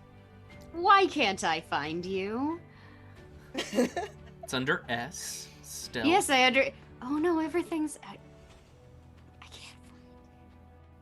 Here, I'll roll What for you. happened? Thank you, I appreciate you. All right, you got a 17 plus whatever your dex is. Oh, and 18. Oh, okay. So, Oh, you because I was guys- looking in the wrong place. Y'all shift from shadow to shadow, and you make your way down to the warehouse in the lower southeast side of town. It's quiet. Few are walking through this older, much more rundown section of town. You see the warehouse, and the wooden siding is patchy at the ends where it meets with the stonework. And you don't think this place has gotten repainted in like half a century. You see some Which is sailors. a shame because fresh paint is very flammable. And the aroma of fresh paint is kind of nice too, right? Yes, it makes us think that people care.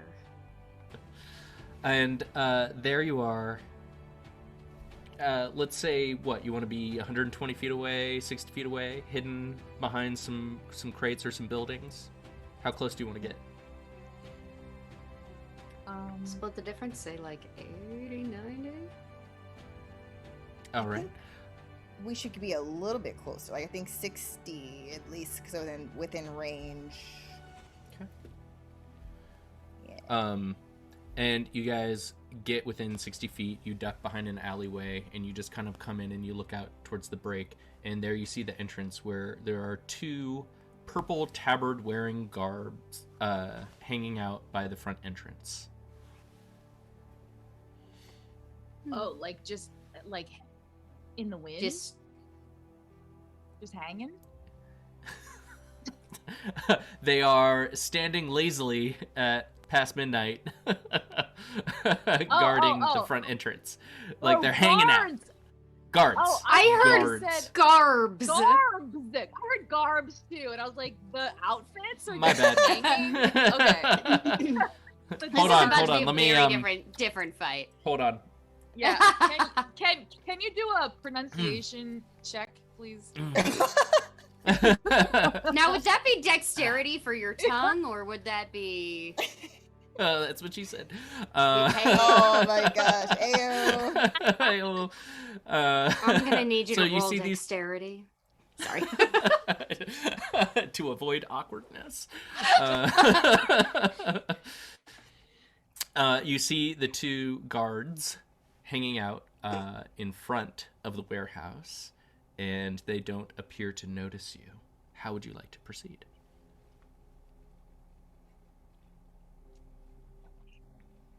Well, we're not gonna pull out a pan and a couple of pans and start hitting them together. So Should we incapacitate them? Snap their necks, maybe? Do we know that they are? do we know they're awake? Make our Because it perception is check. in the guard handbook that you have to fall asleep on the night of an attack. Okay, perception. Go ahead and make a perception check. 19. Okay. They are awake. They are indeed awake. Yes. So back to the breaking of necks. Is that necessary? Should we do that Wait, immediately? Well, Can we do gotta.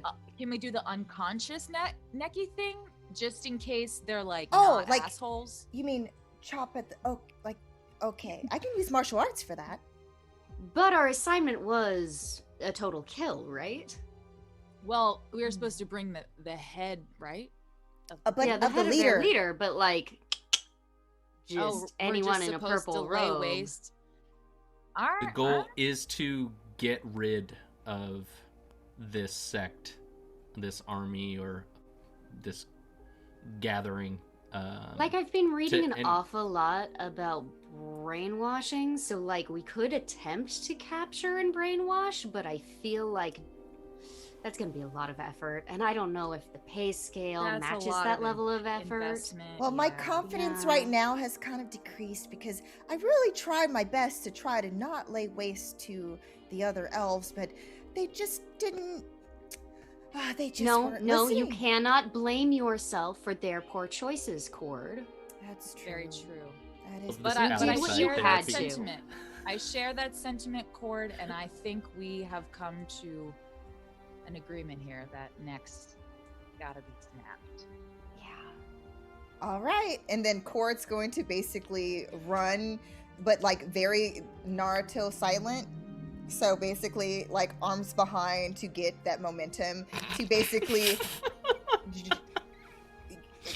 run up the wall and basically land on top of one of the guards to snap the neck.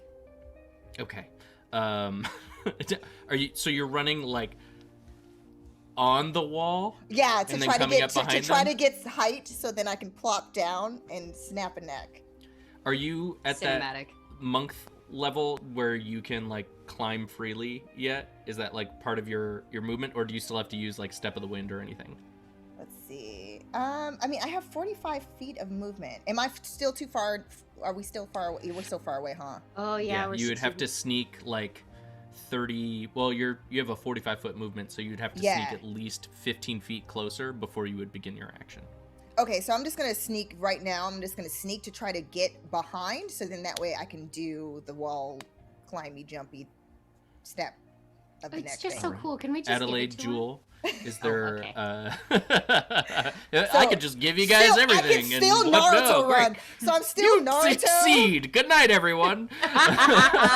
Still running, but very silent ninja. Well, and before then you initiate, Adelaide, Jewel, is there anything that you would like to prepare? I would like to, since we are under cover of night, I think I can initiate my Mask of the Wild and kind of blend in.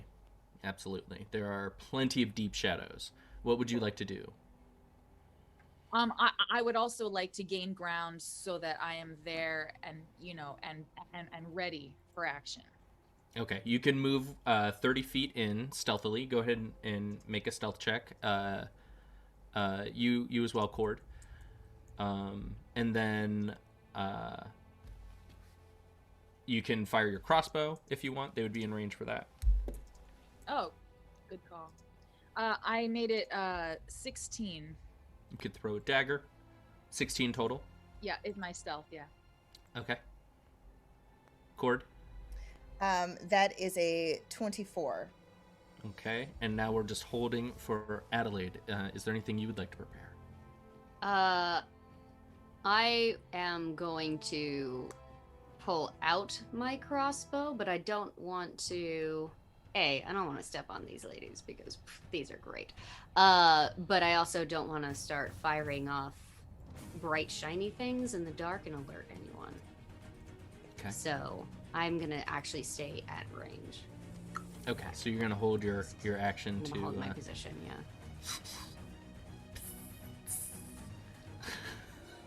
I'm gonna cook fools as they run out of the building. Is what's gonna happen. Okay.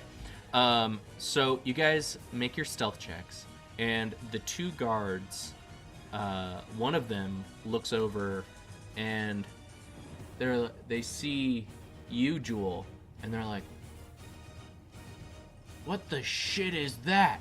And then as they're looking that way, Cord, you're just like, you come like running behind. And you land behind them. What would you like to do as you land behind them? Oh, so yeah, I was trying to land on top of said person so I could snap their neck. But Okay. landing behind are you trying works to too. do? Are you trying to like grapple and then do a physical attack? Yeah, whatever's Okay. necessary for me So- to try to. Go ahead and make an unarmed attack. Oh, that's pretty high. That's a 27. Okay, you totally hit. Go and roll damage. And that's 7 points of damage. Okay, so you come running, and this guy's like, "Who goes there?" as he points towards Jewel, and then you just like land on top of him, and you're like, "I'm gonna break your neck," but then he just like crumples under the momentum, and you just like slam his head onto the ground, and he was just like, "Ah!" And he Is he screams still out. alive? No, and his head just like splatters across the pavement as you land on top of him. I made a Well, I would strength like to check do to see if he a could. bonus action and try to not do that, but like basically try to chop at the other person's neck. So Okay. the other guard. Okay. Word's like 1, 2. And that's I made a strength 17. check to see if he could bear your weight, and he He couldn't. failed miserably. And he was like, "Yeah, I'm gonna." I don't skip leg day Who are though. they hiring? I don't skip leg day. Okay, what are you doing to the other guy? 17. So basically, I'm chopping at the neck to try to, because I realized that I may have used a little too much force. So I'm like, okay, like I don't have to use that much force. Gah! Right at the base of the neck. So Okay. to knock him out, but knowing Cord, she always uses excessive force. So she may actually kill him. I don't know. That's an 8, so maybe death To hit? happened. No, to hit was 17. The damage is Okay. 8. Okay. You karate chop into his neck, and you just hear his collarbone snap and just completely penetrate into his lungs and heart, into his body, and you see death roll into his eyes as he falls to the side in the momentum of your chop. And then Jewel, go ahead and roll an attack since you had one prepared. Yes. Oh, this is the time of night when all of my lights go like this. This is fun. It's like a ghost is here. Anyway, Wait, what? I'm so distracted. You're rolling an attack.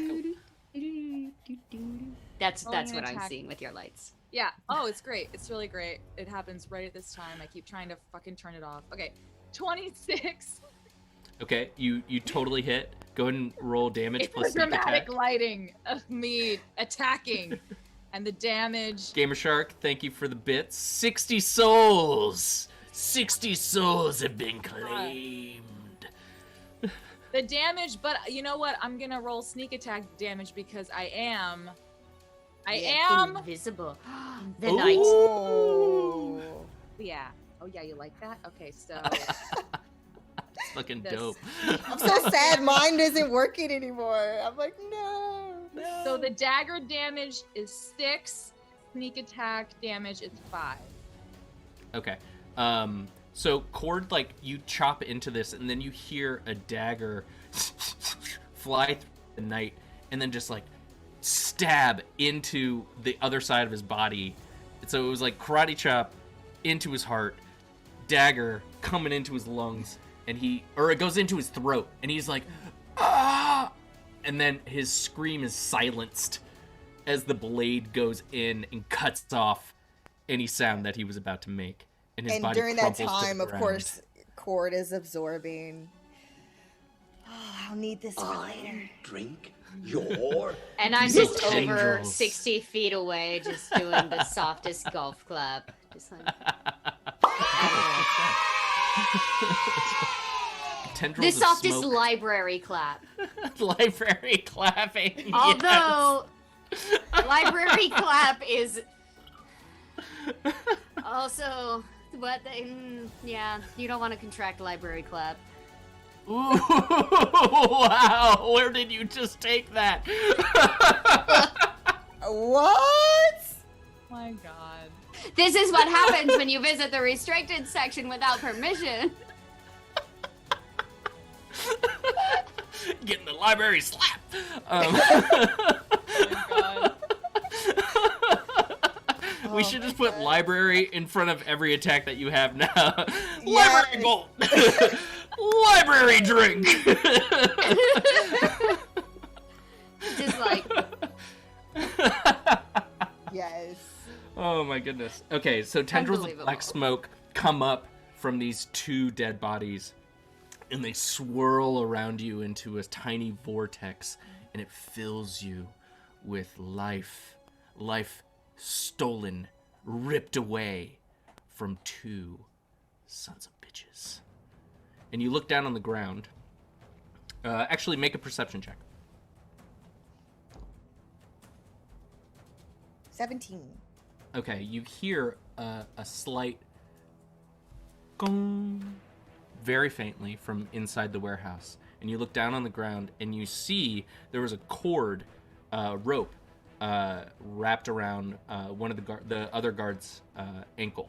And when he fell forward, it pulled on the rope. And you think maybe it was attached to something that made a noise.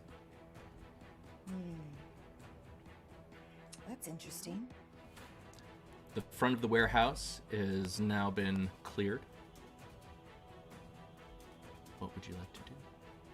We should definitely be careful because it seems like when I did the thing, he was attached to something and I heard a ding. So someone could be alerted. So let's just be very careful going forward. Wait. So should we put on the guard uniform? Oh, like There one are of your two bloodied- disguises. Well, one of them is bloodied. The other's not quite so bloodied. Because there's two, and then I can, become. you could be the Shadow prisoner. Oh no, Oh. that's better. Yeah. But I don't know. I like we have a prisoner gambit, especially since they know that they were under attack. Oh yeah, That's yeah, yeah. That's a good smart. idea. That's a good idea. That's a good Who? idea. Oh, Who could pass as a prisoner? Which one of us?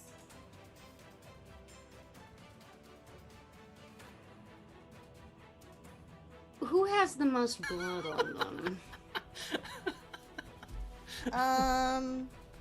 Do I have, like, how do we find out if we have more blood? I'm gonna say for you, Cord, that the blood actually turns into smoke, and it's part of the essence, the visceral essence that you absorb and is transferred into your ability. Okay. So nobody really has any blood on them right now. I guess the real question is, like, who has the highest deception? Because they are going to need to pretend to be a guard. That's definitely not me. Mm-mm. I have +4 deception. I have +7. Oh. Ooh. So I think I'm gonna claim one of these guard uniforms. All right. And I think perhaps, Jewel, you should take the other. And Cord, you're terrifying. You, I feel like, pass as a good. Cord does have Solid. good persuasion, which comes Yeah. in handy. Perfect. I can do this. I can do this. All right. Let's, totally look like a cheers prisoner. Yeah. to Miss Amy Mack summoning a toasty for this balls out plan we have here. Cheers. Nothing could go wrong. Of course not. Thank you for the summon, Nothing could Miss Amy possibly Mack. go wrong. Thank you very much. All right. So you put on the guard uniform. Go ahead and make a disguise check. Oh, didn't check that one. What are we rolling for disguise? Is that Well, disguise, I Yeah. believe, is you have Performance? to use a kit. no? Am I right? Oh, I do have a disguise kit. Yes. Okay, so you can aid her in that, and why don't you make a deception check? Okay. I make a deception And you check, can- or Yes, and you can make it Okay. with advantage because you have a friend with a kit Ah. helping you out. Well, So- hey. Oh, okay. So yeah, 19. Oh, you don't roll. for deception. You don't roll. I thought I was helping. Adelaide Okay. rolls. You're Okay. helping, so by you helping gives her Yes. advantage. Oh. Okay. Yeah, Gotcha, yeah. gotcha. Sorry, and Nerd what is- rules. What is You have the kit, and it's like you're applying it, but she has to Oh be my like in God. charge of her own body. Okay? Okay. Oh my god. Okay, so Library disguise, go. 18. Okay. You put on the guard uniform. You put on like that charcoal stuff to get that second 3-day like overgrown ashen look on your face. You tie your hair back to make it look like it was, military somehow controlled. Because these guys all have kind of military haircuts, so you have to figure out how to do that somehow. What the fuck is going on over here? Do This these is robes amazing. not have a hood? Because, like... No, it's a tabard. So the tabard Oh, it's just a kind of goes. tabard. Yeah, it's. Oh my god! This is not Fortnite. Trying it on. It's not really working, but I'm Oh just my trying on God. this guard uniform. Sorry. Somebody disguises. Uh-huh, You see Jewel just like trying on disguises. She's like, look at my new masks. And you feel Proxima, welcome to the in crowd. Hope you're liking what you're hearing as we sneak into this death cult. Is it an army? What are they? Is it some sort of what the fuck is going on? No one knows what's going on, but we're playing D&D and we're gonna fuck some people up. I think this one. You guys That's are the one. let's say you're putting on Okay, the so I've dragon got a mask 5 o'clock. right now. I've got a 5 o'clock shadow, and you look like the Valkyrie. Yeah. Perfect. You have the dragon mask on that you stole from earlier. Yeah. Sexy. I like You're like, it. I got the eye of the dragon. It's the bite in the fight. Mhm. And y'all are in front of the warehouse. What would you like to do? No one. It's taken some time to assemble this in front of the door, stripping the dead bodies and whatnot, and no one has come out. You have not heard any rustles from the inside with that 17 perception check. Well, I imagine that we should enter the warehouse, and there's got to be some sort of secret knock, right? Which is got to be shave and haircut.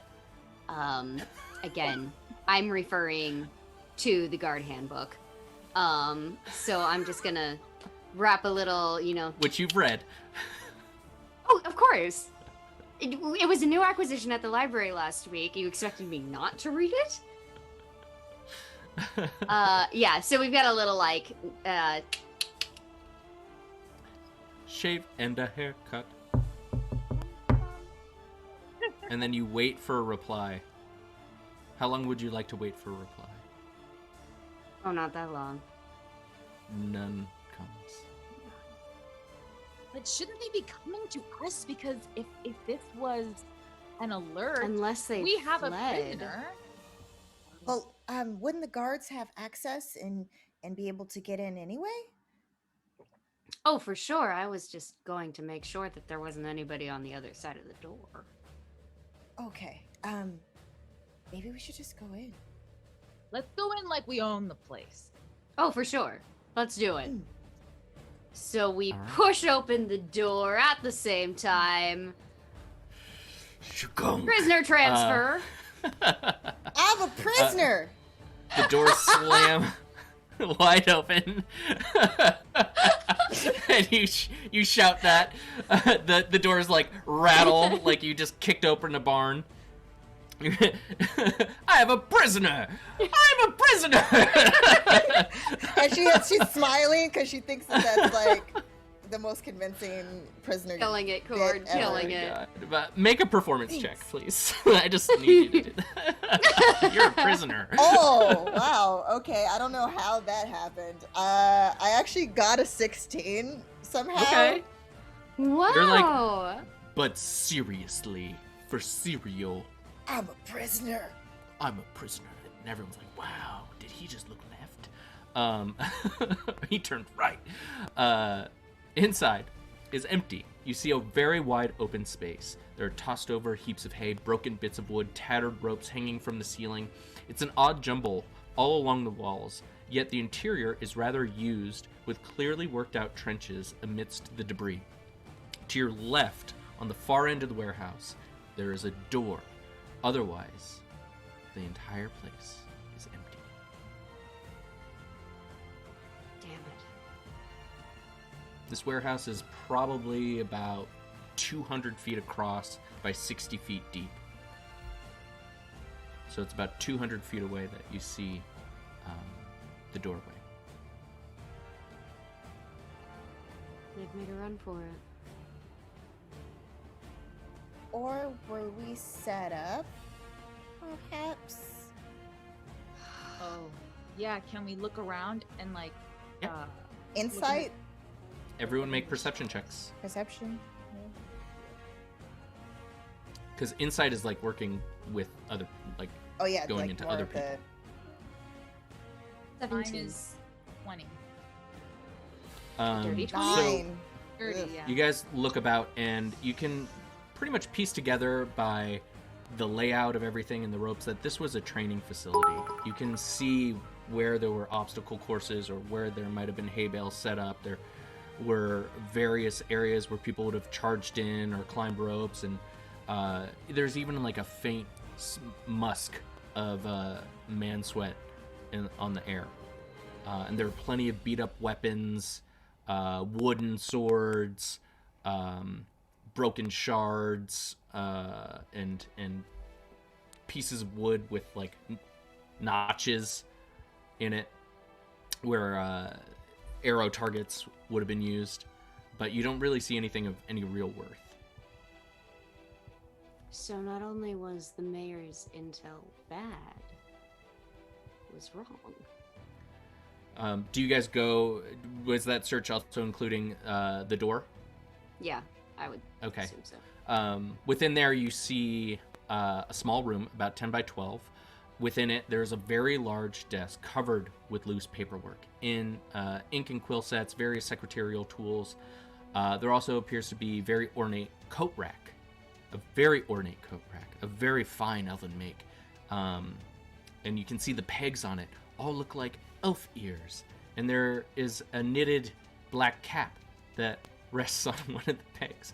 Sorry, this is just like in reference to one of the TikToks that we made. It's such a fucking... But there is a coat rack, motherfuckers. And I'm going to include your search checks. Gamer Shark, thank you for the bits. That within the paperwork, do you guys search the paperwork? Mhm. Yeah. There you see contracts for weapons, I shipping organize manifests. the paperwork.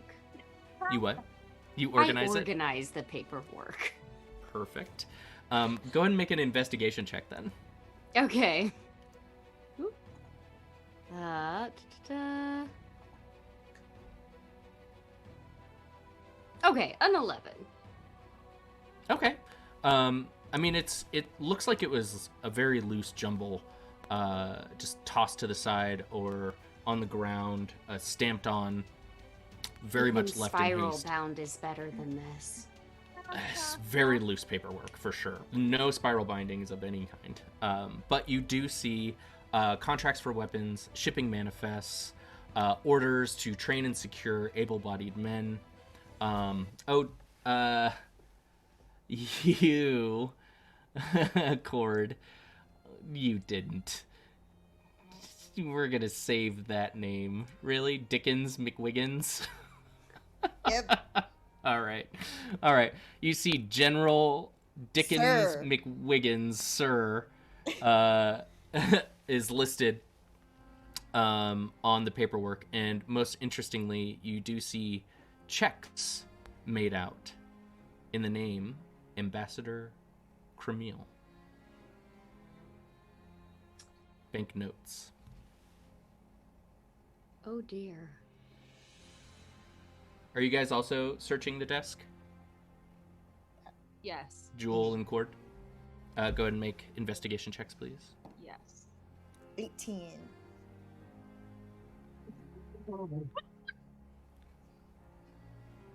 What? I missed that. Jewel. Oh no, you're muted, babe. Uh-oh. Oh, your volume. Oh. What happened? Can you hear me? Yeah. There Now you we go. can. I was just squealing. Maybe it just it couldn't handle my squeal. I rolled a 0. Should have minus Ow! Oh one my minus God. one. Yeah. So Jewel just like picks up the beanie off the coat rack and she like puts it over her face and like she puts it on her head and like puts it all the way over her face and she's like, oh, she's like fucking around with this beanie. Did you on her drink head. that wine that you took? I'm General Dickens McWiggins. Nom nom nom. I'm very human. You had time to drink the wine. Yeah, when Jewel was still disguised as the guard, she was imperceptibly siphoning off the wine that she was hiding in her pack. Oh my god. Oh, Oh my wow. God. Yeah, So she's this definitely wine- just dicking off. Do you have a palate for Incredible. wine, by the way? Do I what? Sorry? Would you say Jewel has a palate for wine, fine wine? It's definitely she leans more towards whiskey, but fine wine she will never ever discard or deny. This is So- by far the best wine you've ever had in your entire life. Yeah. There is Definitely made of no grapes. headache. There is no like chemically aftermixture. There is no sweet. It is Wow. like you smell it and the aroma is just so enticing, and when you drink it, it's like a single sip lasts for a whole minute and it takes you on this flavor train and you don't understand it, and you just, it's like you want to savor it but at the same time you want to inhale it, and you're just Yeah. like at this constant like just a little Yeah. bit more. So I think ever Love this since wine. Nightfall, she's been like because she's been using the Mask of the Wild, she's been like in the cover of night, just kind of like taking little like shots of the water. And now it's really hitting, so she's no help in this investigation at all. No help. Nice. So Cord, with your 18, as Adelaide, you're looking over the banknotes and you see this Cremiel's name is signed on all of these orders or reference to General fucking Dickens McWiggins. Sir Dickens McWiggins. Sir, so you have to write it down now because this is canon. Dickens McWiggins. That all of these orders appear to be coming from Cremiel, and then you find, Cord, a vellum scroll. It has a broken wax seal of a Pegasus on a green wax. And do you read the scroll? I assume you do. It reads, High Precept. Helio backside. It is with great regard and urgency I send you this letter, and to please respect the danger I'm putting myself in for simply writing this. It has come to my attention an army of men is assembling. I do not know what their true intentions are, but their rhetoric is clear. Down with Domar law. Down with the Queen. I find myself ill-equipped to deal with this myself, and lack faith in my brother to take it seriously. Please send word to my servant Gila, who was once a member of the Domar.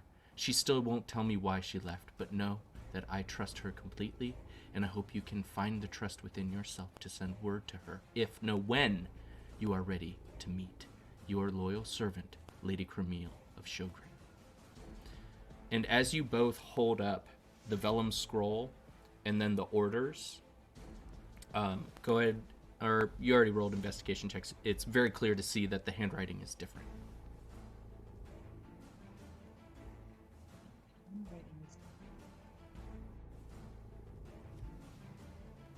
Oh, we are in quite the mess, I would say.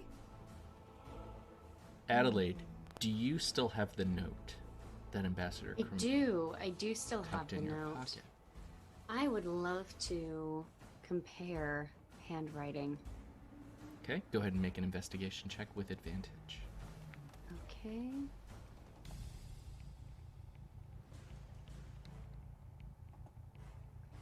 Uh, 17.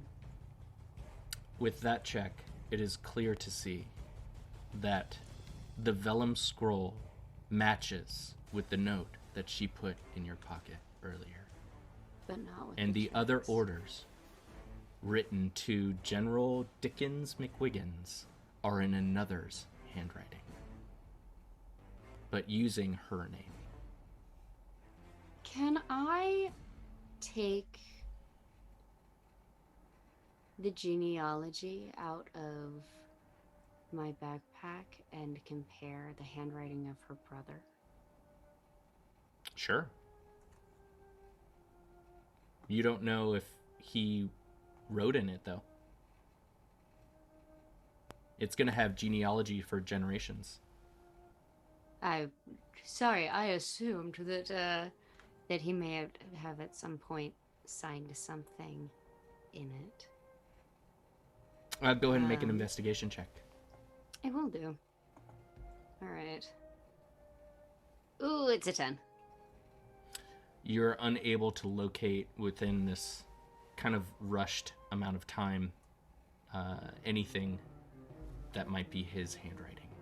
Okay. Jewel, as you are dicking around, Yeah. you make your way over to the bookshelf, and I would like you to make. How would you like to interact with this bookshelf, and that will determine the roll that you make on it.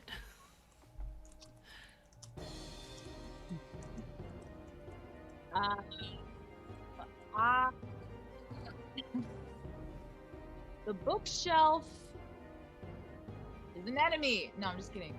The bookshelf. Do you want to search it? Do you want to fuck with it? I mean, you're kind of like drunk Jewel with a beanie on your head, being goofball. What do you like? What do you want to do with this bookshelf? Because they're fucking around all over the desk. You've clearly fucked around with this ornate coat rack. You were like, Mayor Hammer Dance, Mayor Hammer Dance. Now, what's up with this? Like, what's up with this bookshelf? I think I want to scan the bookshelf, and what I'm looking for is for something of value or something fun. And so I don't know what I'm gonna find yet. Maybe All right, something make a perception important, check. maybe then. something important and useful, or not. So yeah, but I'm just like, what's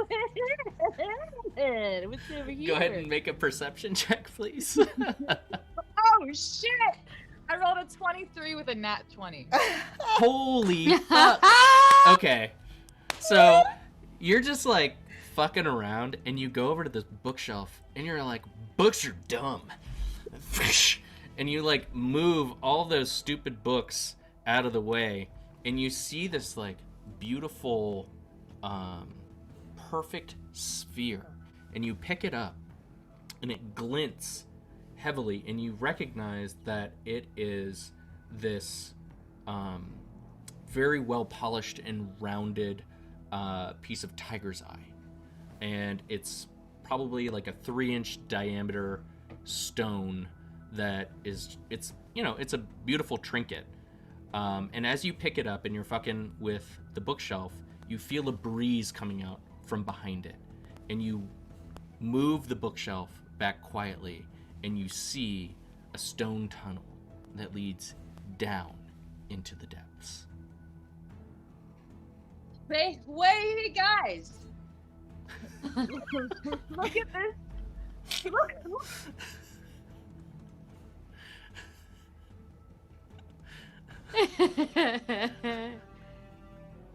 How? Man, she somehow is able to function with that amount of alcoholic beverage in her system. I mean, you've seen this many times. This is It's not impressive. No, it's just but impressive every time. It's impressive every time. Yes, every time. You're welcome. You really should be studied.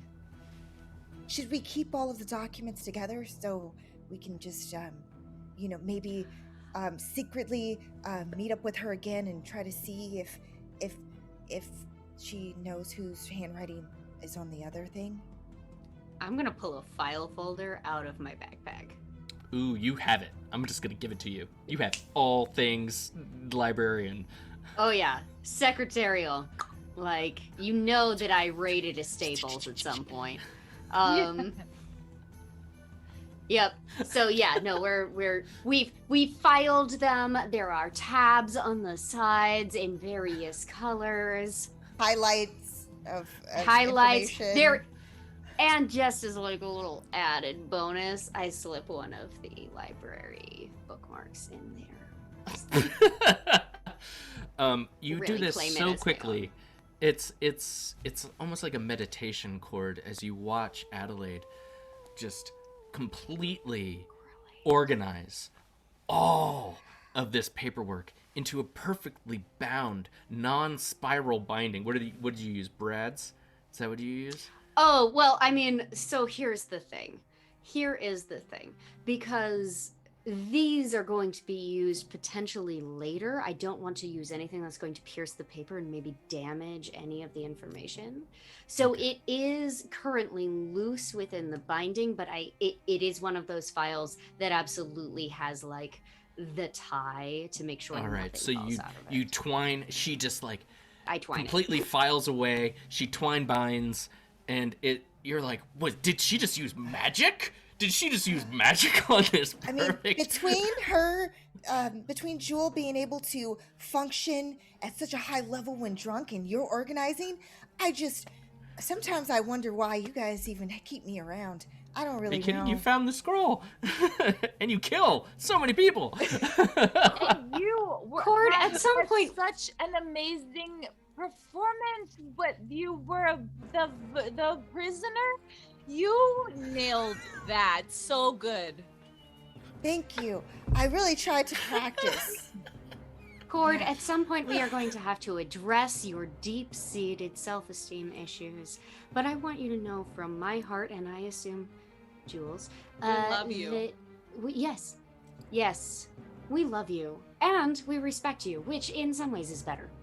Well, I guess it's just, well, what you guys don't know about me is that when I first joined with the monastery, I was really, really small. I was actually taken in, and the other monks didn't really have faith in me amounting to anything because I was so frail and so small when I was found. And yeah, sometimes it's hard to get over the fact that people doubt your abilities sometimes. So I think it's a little bit of that. I've really worked on it over the years, but sometimes it creeps back. Yeah. Cord, when I look at you, can I tell you what I see? What? I see a monk of incredible ability, agility, and focus. Beast! I see a perfect killing machine. I see someone who is so in tune with her inner forces. There's nothing in this world, Cord, that you could not kill and drink the soul of. Yep. And I believe that. Guys, having friends like you, even at the monastery, it was just Grandmaster. And now you guys are... We're your family now, Cord. You guys, bring it in! Bring it in! Okay. And then Just Joel- great big hug. And you guys all hug in front of this desk in this mysterious hallway leading through the bookshelf down into the depths. It feels really great. Would you like to proceed? I was like, amazing, and then though. we all died. And then the desk eats you. Adelaide organizes you all into a file. Oh my gosh. I propose that we follow the tunnel where it leads. Yeah. Agreed. Stronger, Alright, better, more secure. what's your marching order? Jules left. Jules last. Easy Jules last. I will have linked arms with Flamby, so we're like Mhm. going down together, Like side by Skipping? side. our stealth skipping. skip. Our stealth skips. Skip. Love it. Alright, you all make your descent. The air is pungent with salt and sweat, like people have blown through here somewhat recently. Ancient glowstones are set within the walls, held in place behind rusted lattice. Their dim light is more than enough for you three as you eventually make your way to the bottom. A room opens up like a massive natural cavern, about 300 feet across and 100 feet forward. But it's been worked out and cored out into a more functional use. But most notably is the small underground jetty sticking out into what must be the ocean. And there you see a small ship being loaded up by a large group of men in purple tabards. One of them looks towards you and smiles as he waves his hands in either greeting or alarm. Hail, ladies! I see you found us! And he starts walking towards you. He's about 180 feet away. Hold! How goes? And I'm going to give you a round as he walks towards you to ask how you would like to... What would you like to do in this next moment as he's walking towards you? He seems nice and pleasant. He sounds like a Muppet. Shit. Sorry, that wasn't meant to be a read.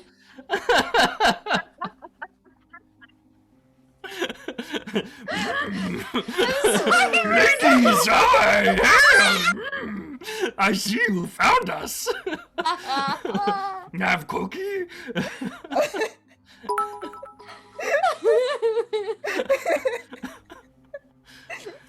I am going to say. Okay, I am going to say, sir, come no further. We are in possession of certain documents that may be of interest to you. We are interested to know what your purpose is in this city. He stops about 60 feet away from you and goes, "Ah! Well, if you've gone through the documents, then surely you must recognize Sir Dickens McWiggins, Sir General Dickens McWiggins." And you see he's just stacking those titles. He is an older fellow. He has that taunch, bald on top, hair around the rim, cut short, gray. He has kind of that bubbled out frog, rotund body, Friar Tuck-ish. Very, very large, very, very round, but very apple-cheeked, bright red eyes. Well, if you've read all that, and you're here, perhaps we can negotiate a price for our freedom. And he holds out an eye. In his hand, you see this shape that is large, like a ball, with many facets, and within it, you see an eye, almost like a goat's eye, where it has an hourglass sort of shape to it, and it's moving and searching around. And I don't know if your characters have ever had interactions with magical components, but this is surely a magical component. This is worth your weight in gold. And all I ask is that you let me and my fine men make our way out of Shogren. And How you much see do you think we behind weigh? Because we are already promised 2,000 gold for your death. I can assure you that this is worth far more than that. And I am not going to be trapped into a weight guessing game with you beautiful pixie-esque or whatever you wish to we have identify embarrassed as ourselves, haven't we? Insight. Cord is gonna insight this. Gamer Shark. Thank you for the bits. Go ahead and give it insight. Okay, let's see. And that's going to be a 19. Okay, you believe he's telling the truth. I believe he's telling the truth. Behind him, with a 19 check, you can also see that there are probably about 40 men loading up onto this massive ship. Not massive, but it's a pretty large ship for an underground dock. And it looks like they're pretty close to being done. Why did you kill Gila? Who? Gila. The beautiful... You have to be more specific. What'd she look like? On the Who's docks, there is a beautiful elf woman wearing an emerald pendant and green robes. She who was an elf, died. and she deserved to die. That's clear. Especially if she was Domar. Oh, how fascinating. Now, it seems to me that you've stepped out of one shit puddle right into another. Yeah, such is my life. But, an offer is still an offer. I'm not trying to say that I like you. I'm just trying to spare my lives men. So, you can fuck off yourselves if that's how you want to play, or you can make a bargain. What? Aren't you just charming? They didn't hire me to be charming, my dear. I'm trying to raise an army to the best of my ability. So, are you sellswords? or are you not? Are you loyal citizens of the state? And he just like laughs at the very thought. I want to see if Jewel can perceive what their arrows look like. Go ahead and make a perception check. I'm fixated on this arrow thing. All right. 11. It's too hard. They're shifting things around. It's a dark, underground, vast port. It's unclear. All arrows are not loose or shown. They're definitely all bound up, stacked, and racked. Can we bargain? Like, maybe we'll accept this offer if you show me your arrows. You want an arrow instead? Oh, Sure. instead. No. Oh, you are No, no, no, no. adorable. I We would wanna like see- to I'm see- confused. I want to see what your arrows look like before we make a deal. Fletching first. Please don't shoot them at us. So, how about at your feet? Because I don't want any of my men to get close to you. So, you have some modicum of intelligence. Respect. We are in negotiations, of course, and I am a gentleman. And Well, you shoot them assumed near that we my would attack feet. during a negotiations. Well, treat your enemies with the respect that they merit, I suppose. And And he shoot blows- them only at my feet. There's He blows a reasons. whistle, Yeah, Ford's good at that. and he gives a signal, and one of his men is like, kind of a confused shrug, and he's at the aft portion of the ship, and he fires one arrow, and it just like clacks off of a stalactite to the side, and it like falls into the water, and he's like, God damn it! Do Hell it of an again. army you're raising. And then the second one he fires, and it is a perfect shot cord. It is just like when you're playing catch in baseball, just to use like regular references, and someone just tosses the perfect throw, and you're like, I didn't even have to move my glove. The arrow just comes sailing perfectly adjacent your head, and you're like, and you snag it out of the air. Here you go, Jewel. Jewel very, very smartly studies the arrow. Mhm. Make an investigation check. I am so smart. I use all of it. I take all the bottled smarts I had and pour it on the top. Yeah, I might need some help. I rolled a 4. Do you want Okay. to aid Adelaide in investigating the arrow? Yes. Okay. Adelaide, go ahead Yeah. and make an investigation Uh-huh. check with advantage. I'm going to pull out the notes that obviously I must have. Thank God. Sorry, that was investigate. Yes. With advantage. Fortunately, it's with advantage. No, even with advantage, it's a 5. Ah, Wow. Oh, come on. Okay. You guys look So at the can arrows. we both assist Ford? Can we both?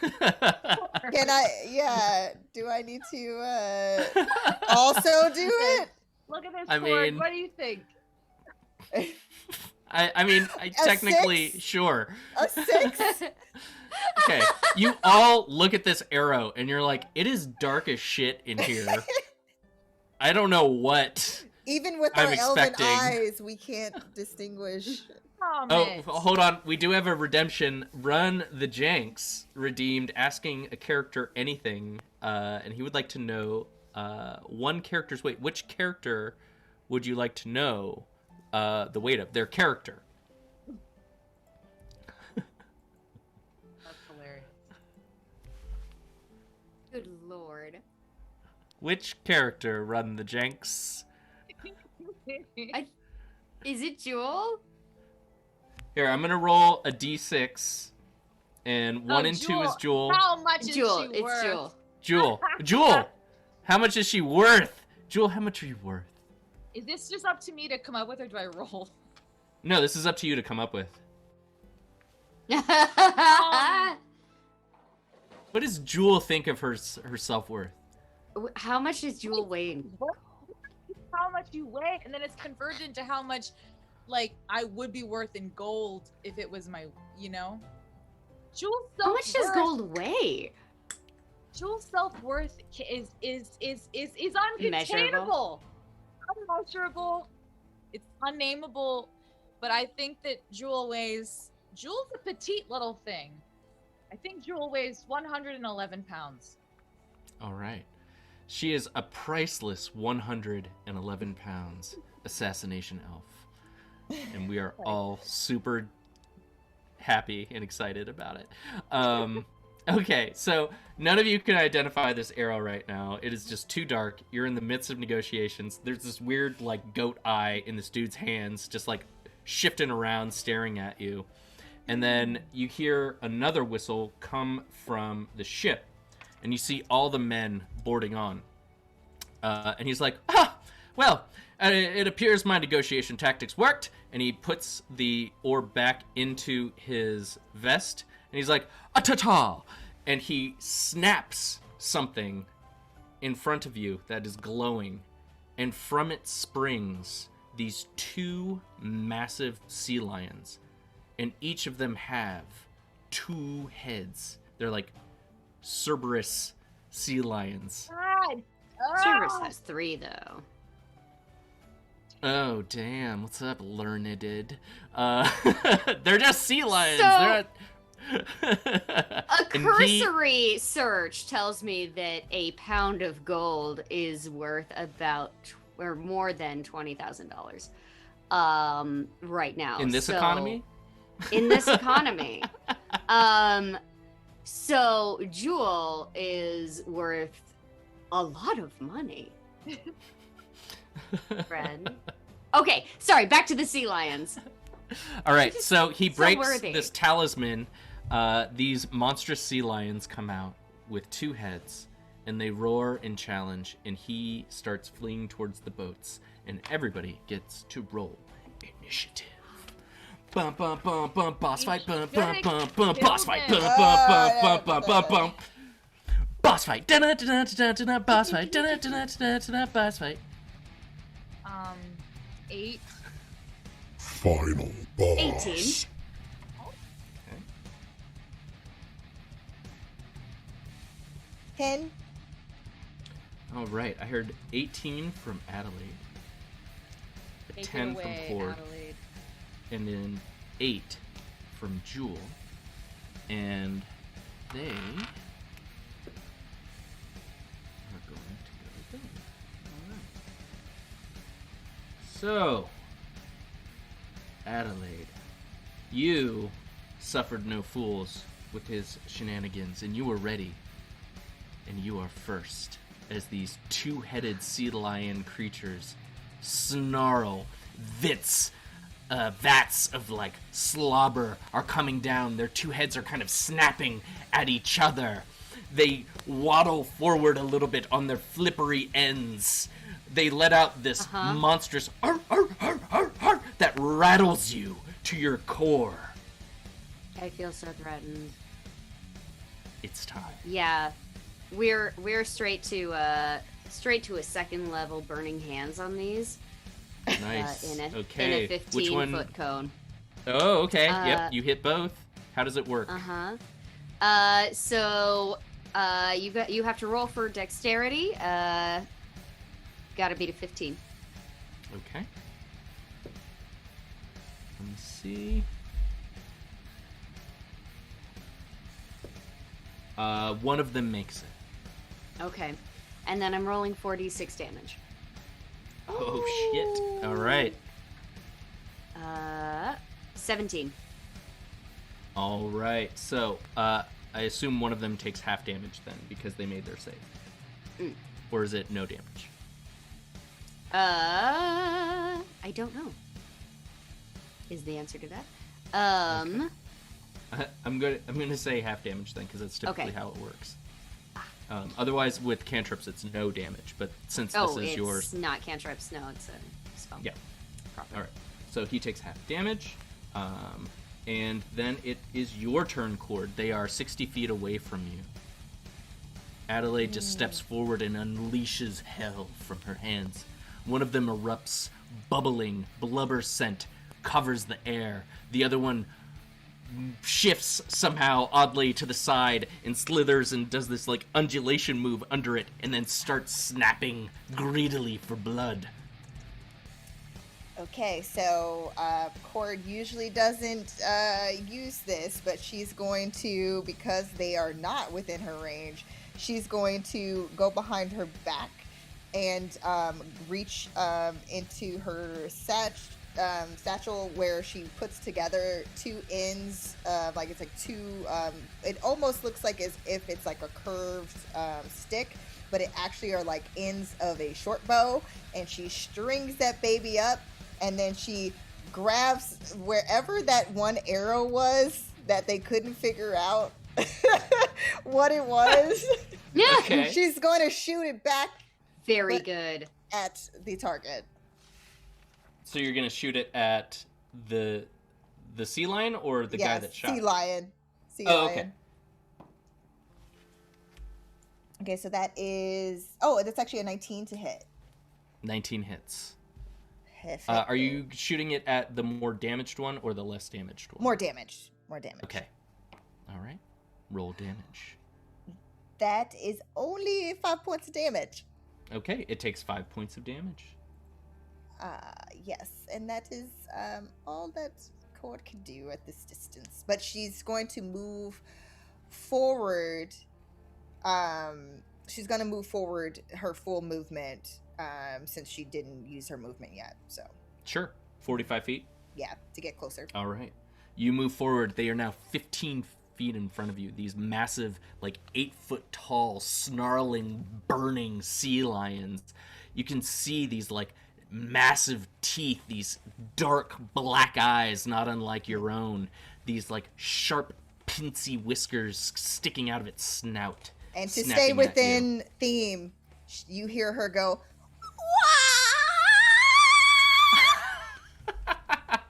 Yes. so it's snarling, but she's trying to do her own. That's perfect. Yes. All right.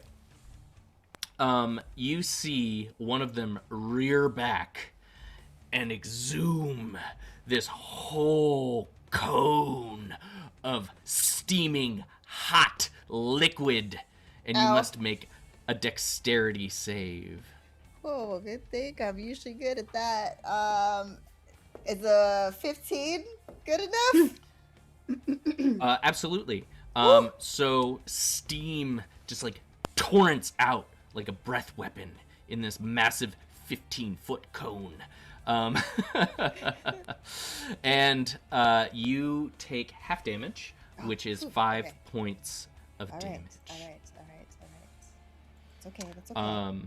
And then the other one charges, well, and then it also rushes towards you, and it gets all up in business. And then the other one comes up next to you as well, and he attacks, or it attacks twice. What is your armor class? 17? 17. All right.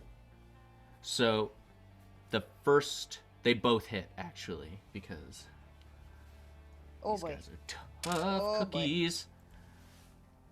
All right, you take. Thank goodness for that temp HP. Absorbing those lives. Yeah. Whew. So you take 4 points of damage from the first bite, and Okay. 6 points of damage from the second one. Oh, okay. So you see you see your friend charge forward and like get into this weaponized stance, her body just ready to coil and destroy. And then one of the creatures blows forth this vat of steam, and then the other one rushes up to her side and just like one head bites into her leg and the other one bites into her arm and then rears back in joy. And then Jewel, it is your turn. Oh crap. Okay. So, all right, we need to make something happen here. So you do have advantage and sneak attack because Cord with it is within fighting distance. Yes. So it is threatened. So the head that is attacking Cord, I want to attack it with my short bow. Great. Get in there. I got... Fucking get in there and attack it. So I rolled a 9. You rolled a 9. A 9 is not gonna cut it. Fuck my life. So I you move forward. And you fight. Are you rolling with advantage? Oh shit. Because your friend is threatening it. Oh you yeah. You totally told me that, and then I didn't. Your friend is threatened. Attack with advantage. You feel the power of the wine. What's that? 14. 14 hits. Go ahead and roll a d6 plus sneak attack damage, which is 2d6. Hell yeah. Hell yeah. Hell. Okay, now we're talking. Hold on a sec. Okay, 13.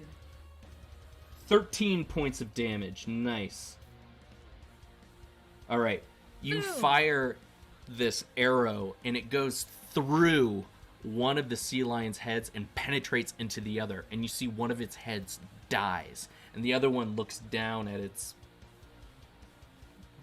Twin? self. Brother? I don't know. Twin? And a twin. And it bellows out in rage. Adelaide, it is now your turn. Not his brother. It's fine, I'm fine. Alright. It's an evil sea lion trying to eat you guys, so... Yeah.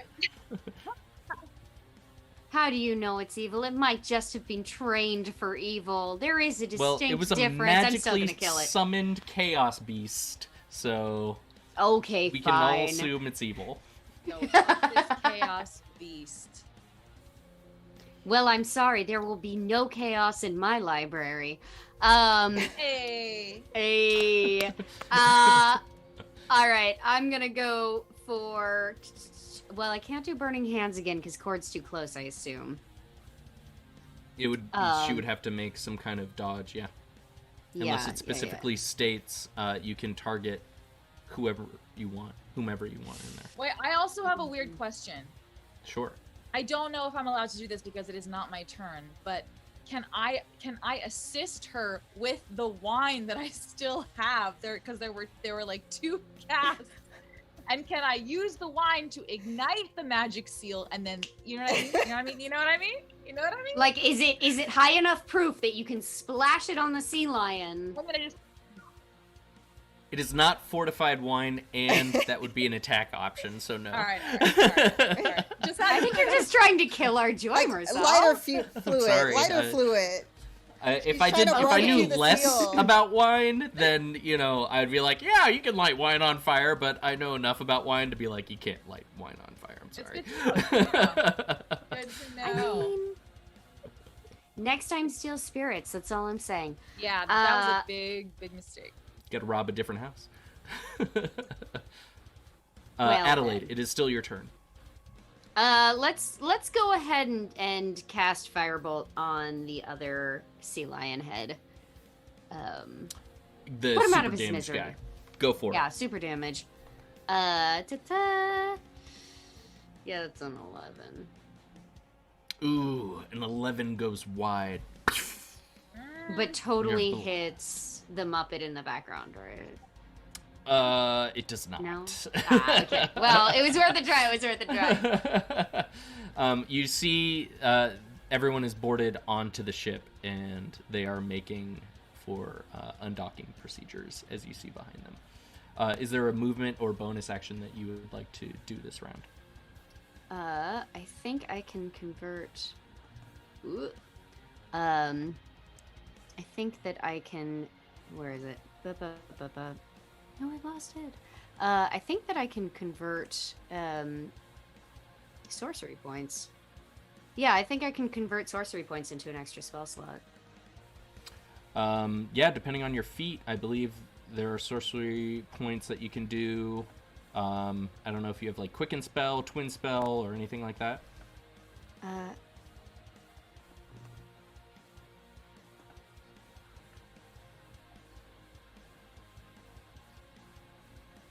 Okay. So you can, use how? them to Yeah. first or cantrip. Okay. I think Any damage is good cantrip. damage. All right. I think cantrip. So go How ahead far and away click is off the a ship? sorcery point. The ship is a good like 180 to 200 feet away. It's at the other end Okay. of the dock, at the end of the Okay. cavern. So I'm not lighting their sails on fire, is what you're telling me. Their sails would even be further out because that would be like the aft end of the ship, and that would be like 20 feet in further just to get to the first mainsail. Okay. So I'm not getting them, which means I thought the aft was behind and they're pointed out to cease. Right, so you're further back, right? And so the aft sail would be the closest to you, which is Gotcha. the mainsail. Okay. In that case, I guess I will focus on my guy again. All right. Knock him out. All right, you burn the extra amount of sorcery in you and consumes into fire. What do you do with it? Mm-hmm. Well, I focus it on Gimp Miggy over here, who has one head left. Okay. Yep, Is it a thank deck? Are you doing the cantrip where he has to make a deck save? Yeah, I am. Oh, okay. Gotcha. Okay. He actually makes his deck save, and he just like is lamenting his Dragging brother, the and he's dead weight of his brother.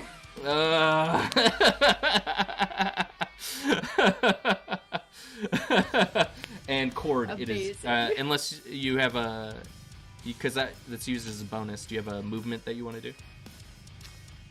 I'm gonna run as close as I can to the ship. Okay. Yeah, you can move 30 feet, but so that puts you 30 feet closer to the sea lions.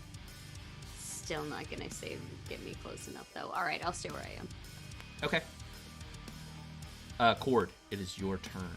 Okay, and There are this is still in two-headed sea lions. It bit me, One is right? in So front it's of you. still in front of me. So They're both in front of you. Like, okay. they're, like, So the one that boxing you in. took which one is the most injured? The one that took the bite out of me, or the other one? The other one. Okay, so with that one, since it's within range, Cord is first of all They're 'cause both she just within got range, bit. just to be clear. Yeah, I want it, but I'm gonna target the one that has the least amount of points first. So basically, you see where Cord is like, "Owie!" and she uses that energy to headbutt the one that is the most injured to try to Okay. basically crush its skull with her skull, because her Alright. head is actually pretty hard. Fact. Believe it or Okay, not. go ahead and make an attack. And that is a 23. Totally hits. And that is 7 points of damage. Okay, you crush its other head in, and it lets out a final and then falls to the side and begins crumbling into ash and smoke and chaos. And as that happens, you see where there's like a glint of just joy, because now she's getting a little bit of juice, that life from that creature, and she turns around, and I'm gonna use key point to do flurry of blows on the other one. All right, go Very ahead. good. Yes. Oh, right, that is going to be a 21. Totally hits. Yes. All right. And that's 6 points of damage. Okay. And then for my second one, that is dirty 20, and that's going to be Hits. an additional 7 points of damage. Nice. All right. You just like myrtlate its brother, self-brother. I don't know. These family trees of twin-headed beasts are really complicated. But you murder it, and then you look to its other one, and you're like, bow, bow, bow, and your hands just like punch through its thick hide, and then uppercut into its other head, and you feel the damage that you're doing, and then it stares down at you hungrily and attacks. Yes. The first head comes down and bites again into your hand that you just uppercutted into it, doing 7 points of damage as it just chomps down onto your arm and into your shoulder. And then you use the momentum as it rents you to the side as the other one just kind of like comes in and snaps. But because the other one was like pulling you to the side, it snaps you just out of the way as it's coming in. And Jewel, it is now your turn. Okay, so attacking with advantage because it is engaged in combat with Cord. Mm-hmm. I want to attack with my short sword. Okay, you rush in, and are you coming in behind it? Or are you coming up next to your friend? Yes. Yeah, so I think I want to come in behind it actually. Okay. Because it is with advantage with sneak attack. So I'm gonna come behind it so that we're on either side of it, kind of box it in. Absolutely. My short sword. Oh, it's with advantage. Hold on one second. You come okay. up behind its massive flank. You see the twin heads, one of them biting down and ripping into your friend. I rolled 19. Totally hit. And Do okay. 3d6 of damage plus your dexterity bonus. 17 points of damage. Holy Oh! shit! Wow. Please That's- describe how you want to fucking kill this chaos sea lion So- Cerberus. You know how sometimes wine makes you a little clumsy, and then sometimes it makes you 100% on point. And this is one of those moments that could not have been more perfect. And she does this crazy flourish.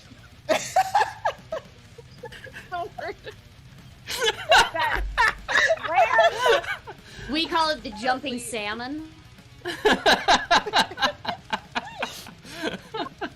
Sounds perfectly accurate. Oh my god. You plunge this sword into this chaos beast, and it rams through Oh my God. all the blubber, all of its parts, and it implodes in on the steam sack that was inside of it that it uses for its weapon as it was recharging. Ew. And it explodes inward, and it sends you flying back, and it lets out a final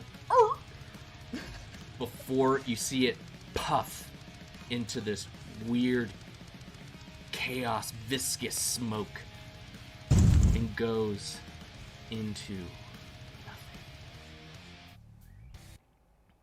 And all of you look out and you see nice. The And you see- radioactive slime. And you see the ship just blinking out at the edge of the cavern as they stroke their way to escape.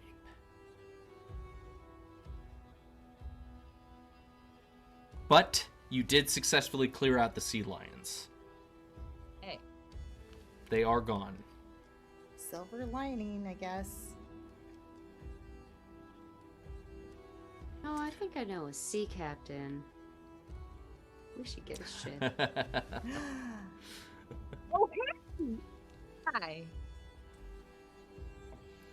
All right. Would you guys like to make your way back to the mayor's?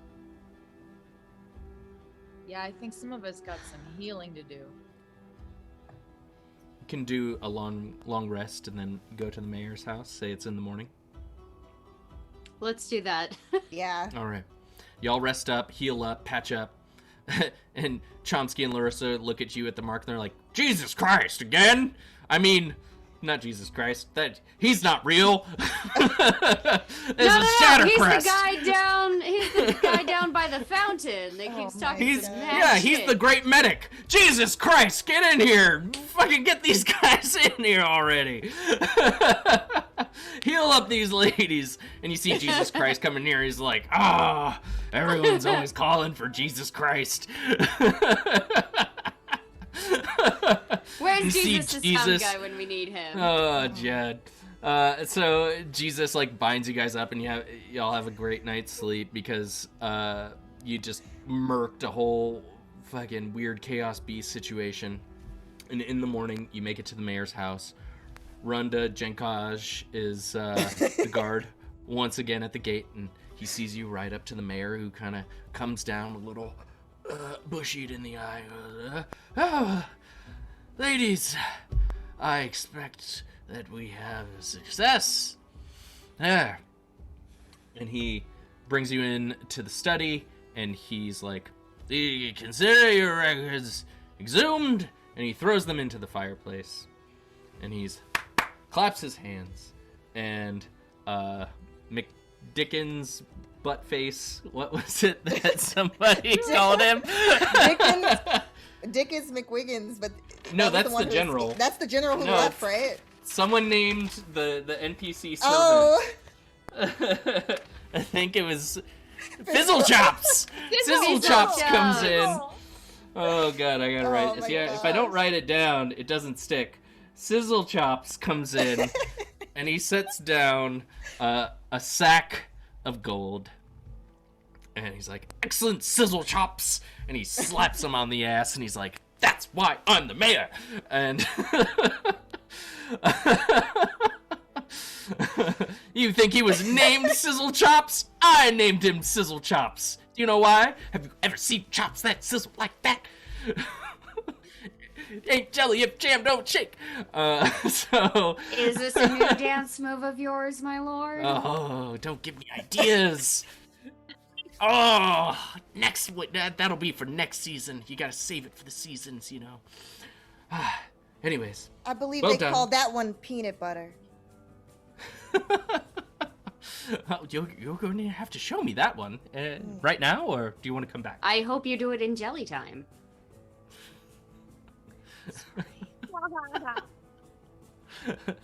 But seriously, I'd love to see your peanut butter. Well, let's say after we discuss important things. Oh, sure. And he kind of like puts his arms out on either side of the couch. Sizzle Chops coffee! Anybody else coffee? Coffee? Tea. Ugh. And a tea!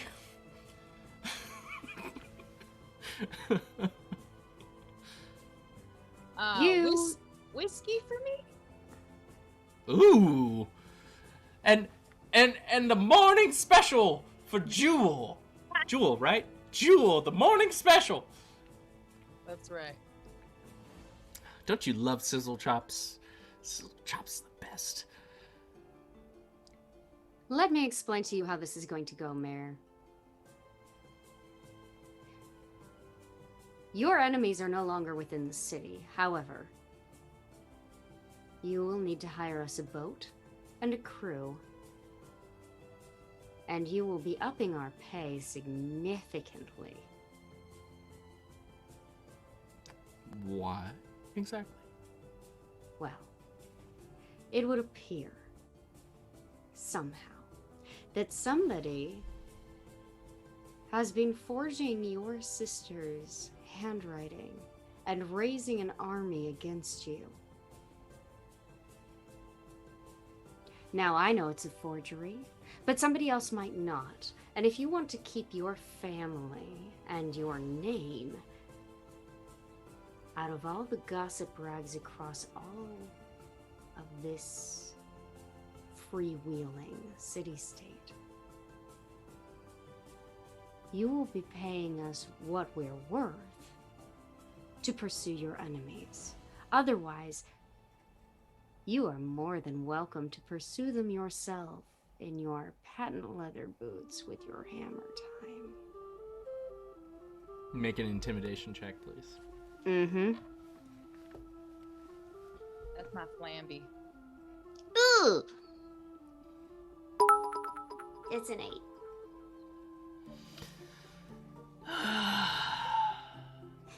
God, it was such a good speech. It was. It was. It was a good speech. Good speech. Sizzle chops! Wasn't that a great speech? I love a good speech in the morning, especially with my coffee. And he takes it and he's like, what I heard from that conversation is that you let them get away. Well, I'll call it a job well done. And as long as they're not here, it's none of my concern. So, I'm not really interested in hiring a ship. And any sort of leverage you think you have, believe me, you don't. Now, I bid you adieu. One moment there. And then you see where Cord is like cracking her neck and cracking her knuckles. I believe that Miss Adelaide did explain the situation. So I will again reiterate the importance of you actually listening to said advice before things get messy. Go ahead and make an intimidation check.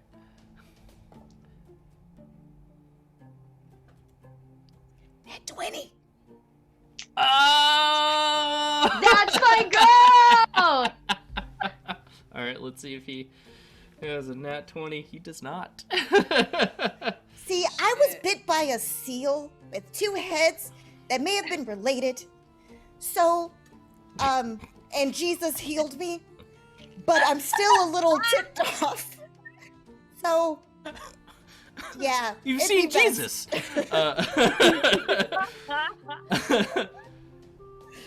Best to Look. listen. Look, I am listening. Believe me. And I do not doubt your capabilities. So, I would be happy to go over everything with you. But maybe let's not do that just yet. Why don't we enjoy the fruits of our labors for now? And we will talk in the future. Because I see some patriots. I see some well-meaning Shogunite patriots here. Because we are of many, all come together into the one. Doesn't matter where you're from, doesn't matter who you are, Shogun takes you into its womb. And it will either chew you up and spit you out, or you will find something worth fighting for. And I think you found that. Sir, can I interest you in an anatomy lesson? Are you hitting on me? Because I'm No. more of a sizzle chops man. No, we can work with that. Never mind. Continue with your maladapted metaphor. You were hitting on me. Ugh. Look. Look, I appreciate everything, and I hope this feels like proper compensation. And I am interested in everything that you have to say. Believe me. But this is all happening so quickly. And I just found word that... Oh, fuck. What's his goddamn name? I had it memorized. Archie Helio Backside has been found dead in Wogrotten. So I have to deal with that right now. Not Archie. That's His head was burst to the side like a marshal chopped it What with the end of monster would... a stick, like a troll took a trunk to it. But half his body was scorched, bloody, and rotten. It's atrocious.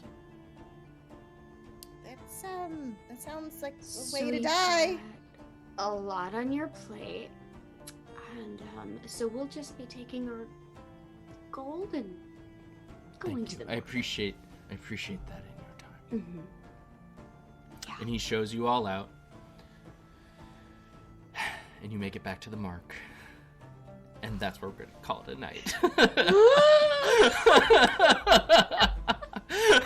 Because it is not...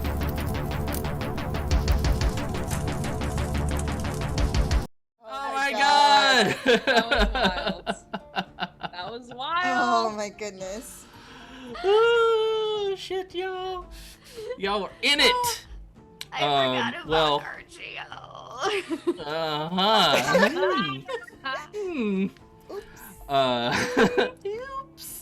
It appears like there was a monk and a fire-wielding something. Nothing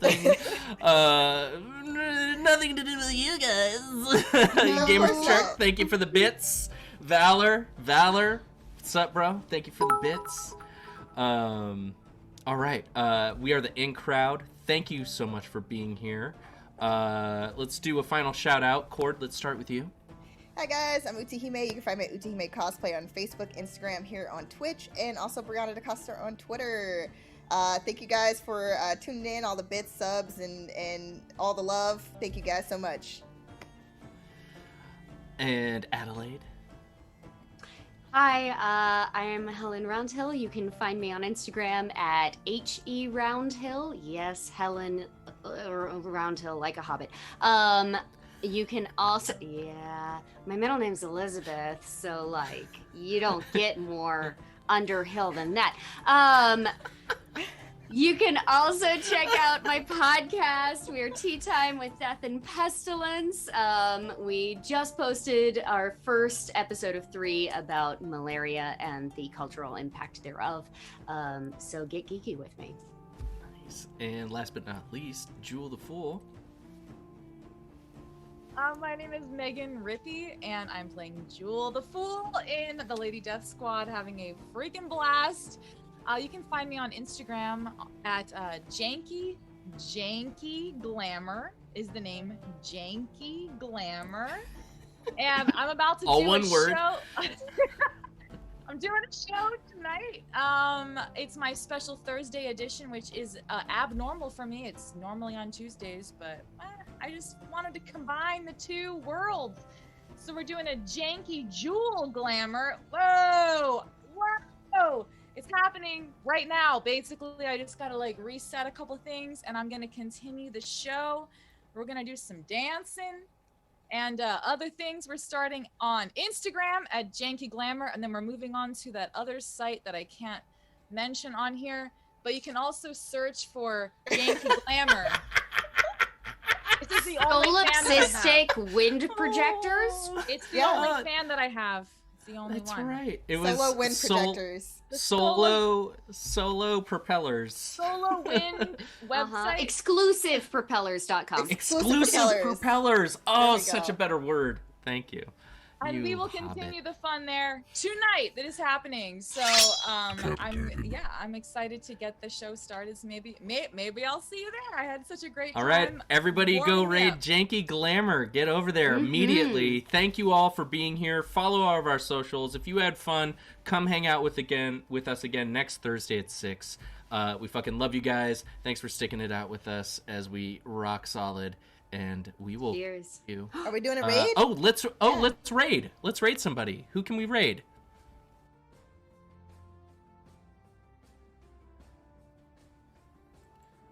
Music or D&D? What do you say, chat? I say D&D. Support the D&D crowd. Gilding Light is on. Gilding Light. Yeah.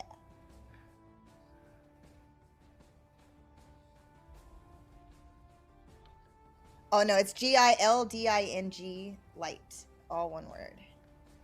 Gilding light, prepare to be raided.